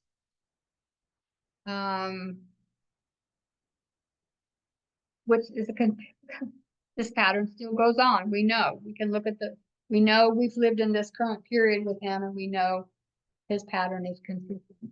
He doesn't change. He bought the Miss Universe organization, and immediately after this young woman won the Miss Universe pageant, and she's traveling around, he was on an news interview on television, and she was with him, and he started to attack her body weight on camera. And he called her an eating machine and just destroyed her appearance on TV. It was stunning. And he didn't care. And but again, this behavior is traceable throughout his history. Also, what happened in 1996 was he got he united with an American company to extend his business practices into Russia with the idea of building a hotel. So this plan falls apart, but people go back to that history and trace how he interacted with Russia. So his connection with Russia goes way back. In 2000, he began his campaign. It was failing. He pulled out of the race. And that campaign ends in failure. So then I don't know if you've heard about this, know this, but or I've forgotten it. But in 2001, the terrorists. Cutting out again. Okay, thank you. Let me get closer. So he took that national disaster and used it for fuel for his personality cult. And he still speaks about it. He was on the ground. He saw people falling. Can't hear you well. Can't hear. Oh my, I'm so sorry. Let me try something. I'm gonna turn off my video for a minute. Okay, so he sees people falling from the buildings, even though he was 4 miles away at Trump Tower. Is this any better? So Yeah, far. yeah. Okay. So none of this is proven. In fact, much of it has been disproven, but we again see the connection with the same way Hitler worked. History shows that Hitler used national disasters to fuel his personality cult. And it's also been put in newspapers and articles about Putin took advantage of a disaster prior to his own election as president of Russia, in which there were explosions that destroyed apartment buildings in 1999. This was written up in the Business Insider in April of 2021. So anyway, Trump takes advantage of all these disasters. And then he also says Muslims celebrated and danced as the towers came down. And this is basically another conspiracy theory to fuel Trump's cult of personality. And that's what it's so exhausting to listen to this man, but he's doing a huge gaslighting of this nation. And he's also like this, he's getting his base fired up, right? He says these outrageous things that you're like, how can that even be true? It is not, and yet it doesn't matter. They take the bait and live with it. They eat it. It's just stunning to watch. It also makes me look at 9/11 in the light of, you know, it being kind of like I don't know, like the catalyst, you know, for just, you know, extreme, you know, hatred towards you know, of course, Islam and immigrants at that time. It was in particular, especially towards them, but just towards, you know, immigrants especially, but, you know, and then honing in on, you know, being, you know, the all American at home, you know. It just kind of makes me look at, you know, 9/11, and since it was such a big disaster, but the context around it, like the catalyst, you know, at that time for that, because you could definitely have promoted that at that time when it came to I mean, you saw like American flags everywhere, and yeah. you know, what it meant was, you know, it could have been really terrible in one way. And for some who may not have known, and of course they probably, at that time I was so young, all I saw was just American flags. And what I kind of defined that as, just like strength. We will get that, we'll get over that. We will get together, all of us, and we'll build back the towers, so to speak. I was in New York at that time, and so when I would see those American flags, that's kind of that's what I had got from it at such a young age, not knowing that seeing those American flags also meant at the same time for some, that now it was not just a war on terrorism, but a war against, you know, these immigrants and et cetera. And so it was, then it was kind of like a whole, it was just like a whole narrative created, around that. So it's interesting now to Yeah, think about. that's a good point. Anyone else?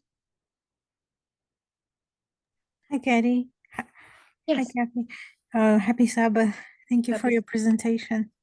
I have a question that is, I was wondering what is 9/11 in terms of what is the what is this uh what is it symbolizes on the line, because we say time of the end, 9/11 and Sunday law, close of Sunday law. Yeah, it doesn't get Prohibition. one of those labels, those waymark titles. So, did you? It's the only one that gets the 2001. Yeah.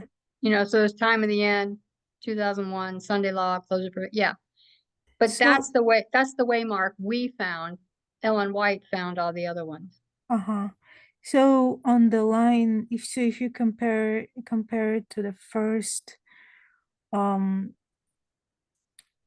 the line of Christ, yeah, baptism, time, Christ's birth, baptism, and then, so where does it lie? I'm sorry, this is such a basic question. I just, like, at this very moment, I couldn't pull up this lines, so I thought, like, maybe you have off the top of your head, because we have studied this at nauseam, and I know that, but at this very moment, it just like slipped my mind. So this study doesn't have any of that context in here. This story has a different context. It's the glorious land. In that respect, yes, compared to ancient and modern. But we're just now tracing the religious groups, the political groups, and Yeah, then I an realized that. individual. Yeah. I realize that, and this may not be related to your study particularly, but it's just like off the top of your head, do you remember 9/11? Where does it lie? Where does it fall on the Christ line? Sorry if this is too out of I off don't topic. really, not right now. Sorry. Okay, thank you. It's baptism, I believe, on Christ's line. I think, AD 27. Yep. Yeah. Also, then the Christ's birth is the time of the end. Yeah, the Christ is born at the Yes. time of the end, and then the baptism 9/11. Yes. 2001. Yeah. Okay, cool. Thank you. Okay. Okay, so things happen and I'm sorry, but Sorry. I just wanted to clarify, like, I was just making that statement, just showing that it was like, just showing the connection of, how things were during that time, considering the context of like culture and yes. immigration, etc. But yeah, like that was, just trying to keep it in, within range of the context. Okay, I don't it's want to okay. like You're throw good. out any confusion. Okay, Yeah. thank you. Thank you. Okay, so in 2009, Trump joins Twitter, and which changed politics as we know it. just off the chart with his posts. The other thing he does in 2009 is that he joins the Republican Party. And it is in response to the election of Obama, a Black president elected in 2009, because before this, Trump had given more political donations to the Democratic Party than the Republican Party. And he was a registered Democrat from 2001 to 2009. And then in 2010, he throws, until 2012, he throws his financial support behind the Republican Party in a huge way. Do you know why he was a Democrat from that time? I'm asking because I don't know. So do you know why he was a Democrat at that time? Like, has he ever explained why he was a Democrat during that time? His answer was the way they run the economy. I think that was his reason. Was that either for changing or because I know he was pro-choice.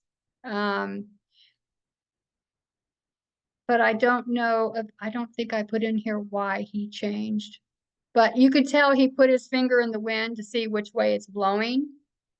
He sees things happening. He does not, we know he's racist. So if the Democrats elected a Black president, I'm out of here.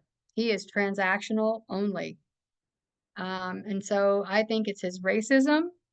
I haven't got anything to prove that right now, but except that his previous history, how he feels about Black people. Maybe do you think that it's also the fact that, not the fact, but rather that at that time, because he didn't have a positive standing with the Christians, right? So his assumption was that he's with the side that that doesn't oppose him as much relatively, because he was very much an immoral person. But the moment when he realized that actually morality doesn't matter for Christians, then he okay, I'm with you now. Maybe like opportunism. So I think Yes. this is also I was listening to his interview the other day, and from those 90s, and it seems like he had just a little bit of a like common sense, not to say common sense, but he wasn't as much focused on like now fully radicalized. So he was not completely a lost person, if I could put it this way. Sorry, it's just my conjecture. He can put on a good front in those early days. So it's interesting. He did in 2009, we're still in 2009, he met a man named David Bossie, who was a prominent conspiracy theorist. And he's the one that put this huge campaign against the Clintons. And he fueled just so many conspiracy theories around the Clinton family. And the man, he actually admits that it was a right-wing agenda to bring down Bill and Hillary Clinton. And it was done intentionally by the right-wing Republican Party. But the importance of Bossie was that in 2010, Bossie introduces Trump to Steve Bannon. So now these two are together, and Trump is looking into another bid for running for president, and he met with the evangelical leaders, and this is 2010, and they're like, the time is not right. And then Bannon tells him the time is not right. So there's two So witnesses. it's like they were using him, to do. Yes, and to do their work. they saw somebody that would work for their agenda. And it's really interesting because a lot of the people that are around, there's some really intelligent people that are in that right-wing party. Yeah, it's So very strategic, you know. yes, very strategic. Like, and they've been that way from the beginning, from those 60s and 70s when they, you know, made that coalition between the Republican Party and the evangelicals and the moral majority. They are strategic and they're long term. I mean, look, Roe v. Wade, 50 years, they got it. They just chipped at it and chipped at it and chipped at it and chipped at it. So then, fast forward to 2013, and Trump met with some Republicans thinking about running as governor of New York. And so they said, okay, we have a plan. We can get you, we can do this. So the first step, you know, if you're going to enter back into politics, you need to have a record. And so they suggested, what do you think about running as governor of New York? And so it was a document with a full plan to give him, that they gave him to, if he would like to start as governor of New York. And they believed that that was the first step in what a couple years' time would turn into a presidential bid. And so here we see that, you know, he's looking into becoming president. So in January of 2014, a number of these political operatives that were helping in this campaign to get him as a governor and then to get him as president met privately with Trump in Trump Tower.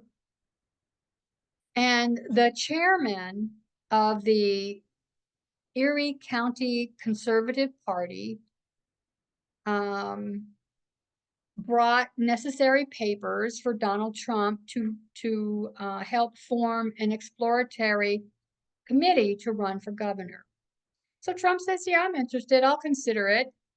And then he asked this man, this party, this conservative party man, he said, I want all of the political opponents and any other people running for the same position of governor to drop out of the race. He told them, this man, this representative of the Republican Party told Trump that they could not pave the path for him straight to the governor's office. He would need to run as an ordinary candidate. This made him angry and he pulled out of the race for governor. And on Twitter in 2014, here's what Trump posted. While I won't be running for governor of New York State, a race that I would have won, I have much bigger plans in mind. Stay tuned, it will happen. So here we have turning point 2014. He is, you know, Sunday law. He's already planning his political career, but not as governor of New York. He has bigger plans in mind, so stay tuned. So still in 2014, we have Steve Bannon with the Republican Party in Cambridge Analytica. And this is a uniting of the Tea Party, the right wing, the Republican Party, the Fox News. They are really joining together. In fact, I think I put that wrong. Anyway, I'll fix it. So, so we have different agendas going on in different levels of politics and media and religion, and they unite. And so these groups are finding their ideal candidate. And they're already sending out their political messaging. The political messaging is over the same issues, race and gender, and what their vision of the United States is meant to look like. Yeah, I think that's why a lot of people, especially like right now, they can sense that, you know, they can sense that in one way, a very major way, that, you know, politics are just playing in people's face, if I may just put it like that.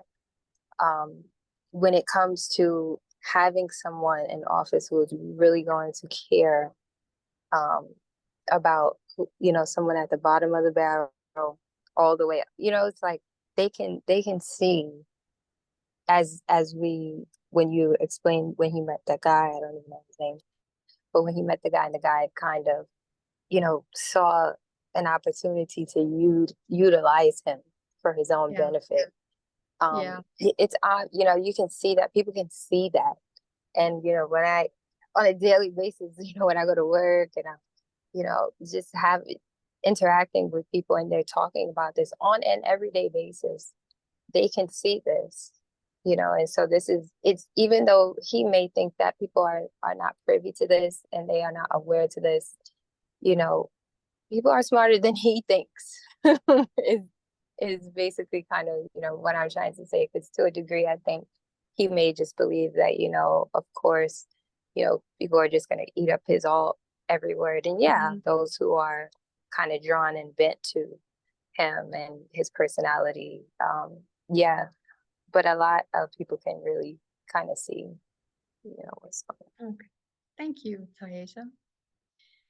So in 2017, an article was written about this journalist is trying to figure out, a year into President Trump's first term, he's trying to figure out the question of Donald Trump. Like, when was America's emotional table set for his election? And like, Trump has been driving the American political conversation in one way or another ever since he came down the golden escalators in 2015. But this man is saying it started before he appeared, and it started in 2014.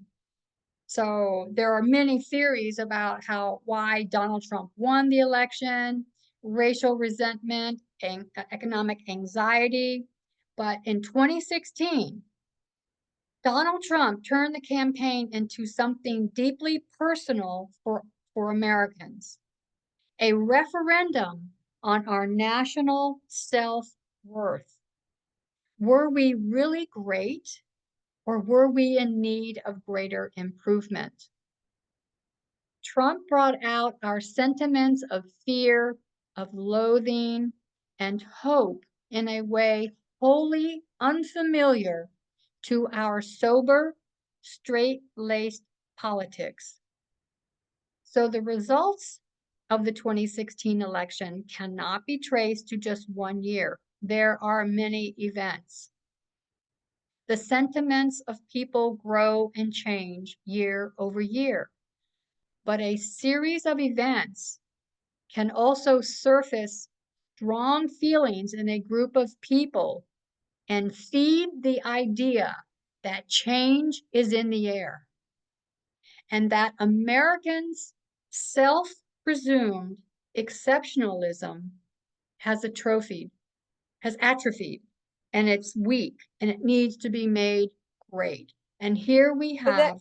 that's really interesting, because when Obama ran for election, that was also his, like, part of his slogan as well. You know, change is I don't know if it was, But his if change it, was different.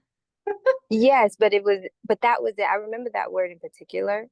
Mhm. And you know, that was the first time I went to the polls, but and it was like, what a time to be alive at that time. But it was that word in particular that it's kind of like how it is for, you know, Donald Trump, how you were just explaining it. You know, that was a big deal, you know, changes. And like you were saying, it was different, right? His change was Yes. different.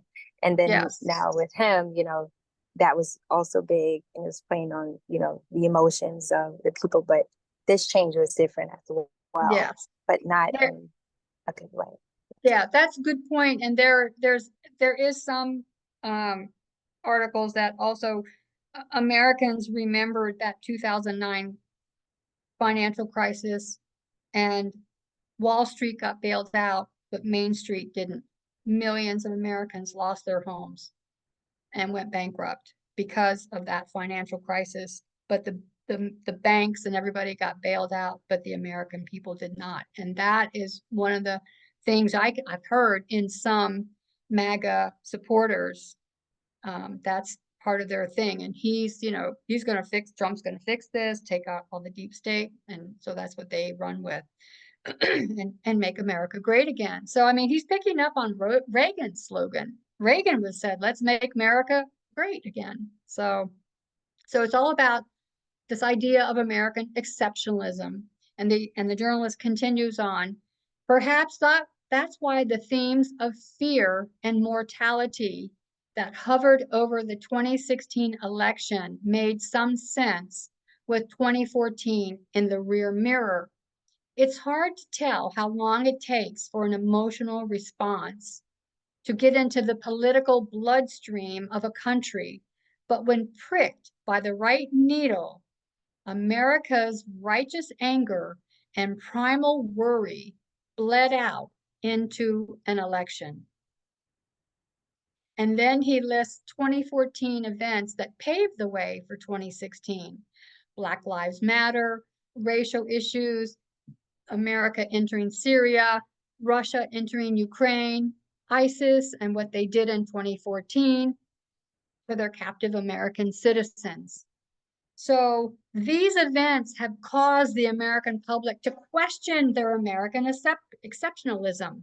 And that's what they were promised in 1989. Remember, we're the one world power, we're the superpower, it's our way, the American way, or no way, and we're the city on the hill. And so now people have found a candidate who promises to bring it back. And so just like we understand that the 2014 waymark of the Sunday Law is a message unsealed and continues to swell, in our history would be the midnight cry, comes to a test. This is how we see that internally, but the unsealing of a message can be external. So the external of Trump, the Republicans, and their religious right. So in 2014, this movement does not start as an organized structure. It takes time to grow and develop. So the waymark so the message is unsealed, but it's not seen. It takes time to develop and become visible. And that's the same with the external. So these catalysts of 2014 are going to grow and swell. And that movement, the uniting of the Republican Party and the evangelical right, begins in 2014, and it begins to grow and swell. You begin to identify external leadership, Donald Trump. Then you have him elected, but restrained. He starts taking over various branches of the government and other offices within the executive branch. He gets the attorney general role. He's appointing justices for the Supreme Court. It begins in 2014, but it has a work of escalation. So that's what's been identified in that article, and what led Trump began in 2014. So when we consider our dispensation, particularly the events of 2014 that come together, they developed into Trump's candidacy and election. So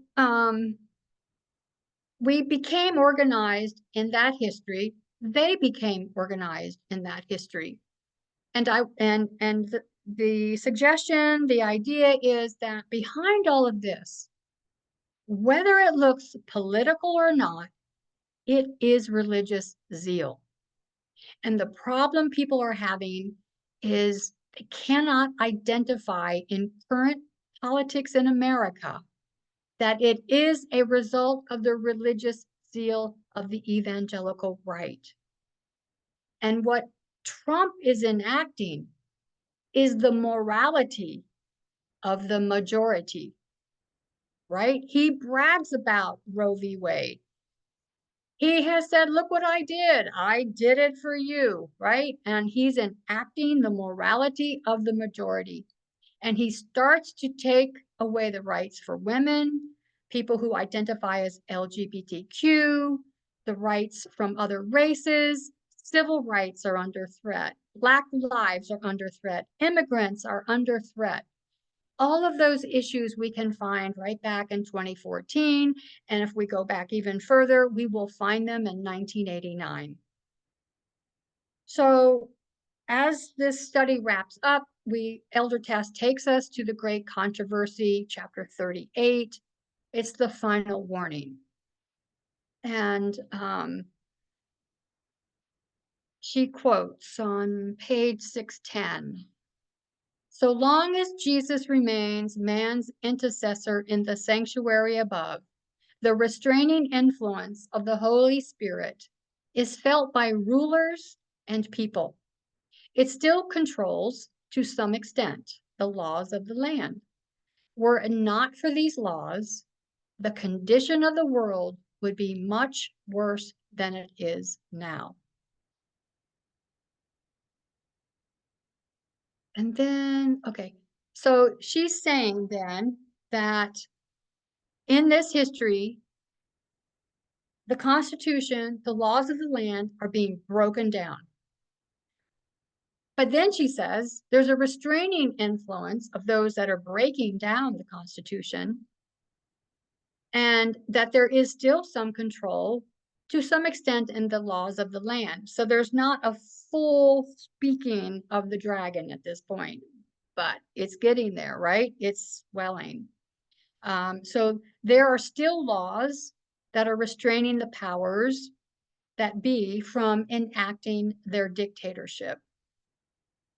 So she gives another quote further on that says, while many of our rulers are active agents of Satan, God also has his agents among the leading men and women of the nation. The enemy moves upon his servants to propose measures that would greatly impede the work of God. But the legislators who fear the Lord are influenced by holy angels to oppose such propositions with unanswerable arguments. Thus, a few men and women will still hold in check a powerful current of evil. So in this history, in the 2018 and on, there are Satan's agents and God's agents. One's a current of evil, the other is restraining. And this is about two groups within US politics, God's agents and Satan's agents. And it's between the midnight cry and the shut door, and they are pulling from opposite ends. And so this is basically an internal civil war. One is a tide of evil, one is a restraint to that tide of evil. And this is where we see impeachment. That is the restraint, it being exhibited to impeachments. So people are identified as God's agents, and they're the ones. They're on the right side of the argument, those that are impeaching Donald Trump. And so she's identifying two streams of information, which we are very familiar with. And they are putting a restraint on Donald Trump and taking him, and where we see him taking over the Supreme Court and taking over different branches of government. And how many people in that first administration were roadblocks, and they were Republicans. They would not violate the Constitution. And Trump just had to keep firing people and replacing them with people who would do what he wanted. And so that's why for the second term, they have said, we will not be caught off guard and we will be ready on day one.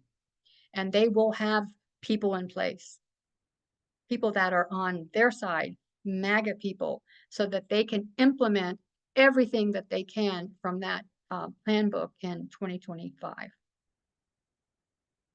So let me see, I know we're really on time. I'm going to try and edit some of this here. So we see the election of Reagan and the election of Bush was the work of the moral majority. And it's headed by Jerry Falwell Sr. And there was an article we read that said that leads us to 1989. And it was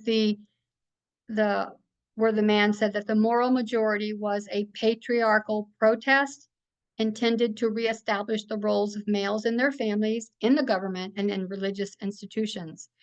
Came at a time when there had been a growing effort to establish the rights of women, the rights of people of color, and the rights of the LGBT community. The moral majority thus represented conservative religious reaction to those efforts. This is the manifestation of their religious zeal that led to 1989.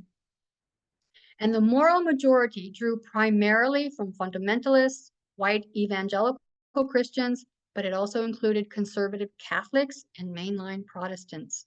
It thus mobilized a broader conservative religious and political coalition than just white conservative evangelicals.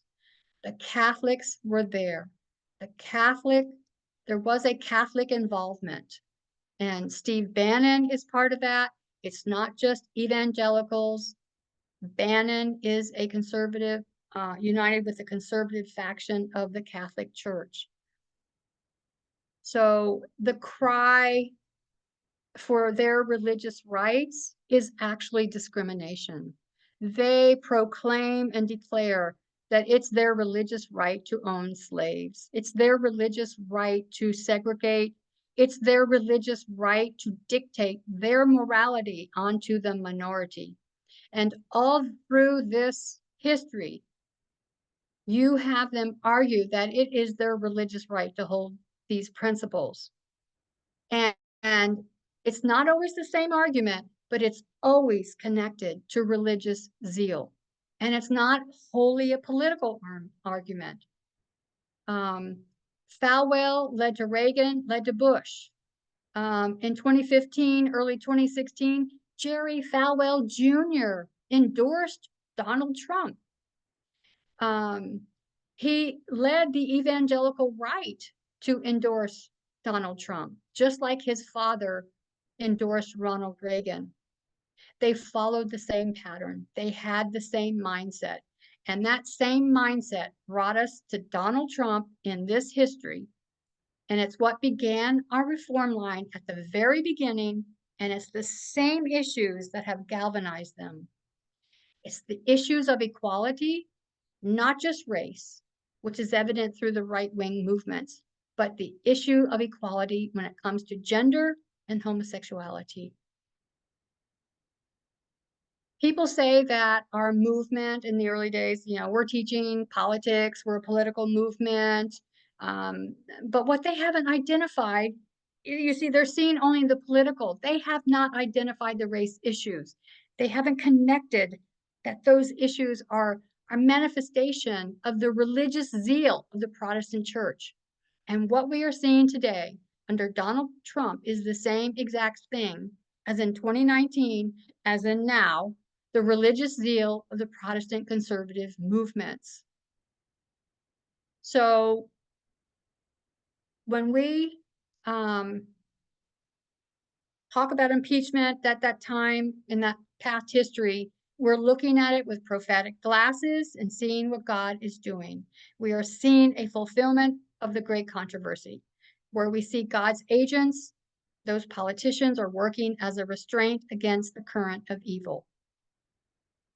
And when you're willing to identify it as such, you have to identify two streams of information and which agent represents which master. Let's close in prayer. Holy God, we praise you and thank you for this amazing study that you have provided us. Everything fits. Everything is repeated. We can see the truth with our own eyes. We can look ahead from 2019 to where we are in 2024, and we still see it. That Southern mindset, that religious zeal is alive and well. and it has blended with the Republican Party, the right-wing Republican Party. And we thank you so much for this opening of our eyes to this understanding that we can look at things and understand and not be swept up into emotions or conspiracy theories. We have these lines that show us where we're headed, where we've been and where we're going and where we are. We praise you and thank you in Jesus' name. Amen. I'm so sorry for such a long study. Does anyone have any comments or thoughts? Yes, we are not unhappy that you had such a long study. It's great. Yeah, thank you, Carol. I appreciate that. I just found it so relevant. And when I started looking at it, some time ago, and I thought it would just make a great review for us to really cement, what we know and, to help us know where we're going and what has already been fulfilled in the 5 years since this study. So I thank you very much for your time, for your participation. Sorry for the internet connection that comes and goes. One Oh, thing. yeah. Yeah. Oh, Uh, go ahead. Oh, go ahead, Gloria. No, go ahead. Yeah, thank you, Kathy. It was so timely because we're right before elections, and if Trump wins, we know why. It's like it goes right through our reform lines. But I had a question about the 2008 recession. What caused it? Do you think it's Bush's all those Middle Eastern wars that he went to that brought the Middle East?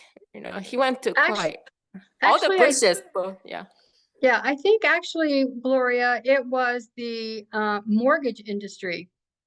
They were doing mortgages for people, I forget the term they were called, but you didn't have to have a job, you didn't have to have good credit, and then they were bundling them and selling them.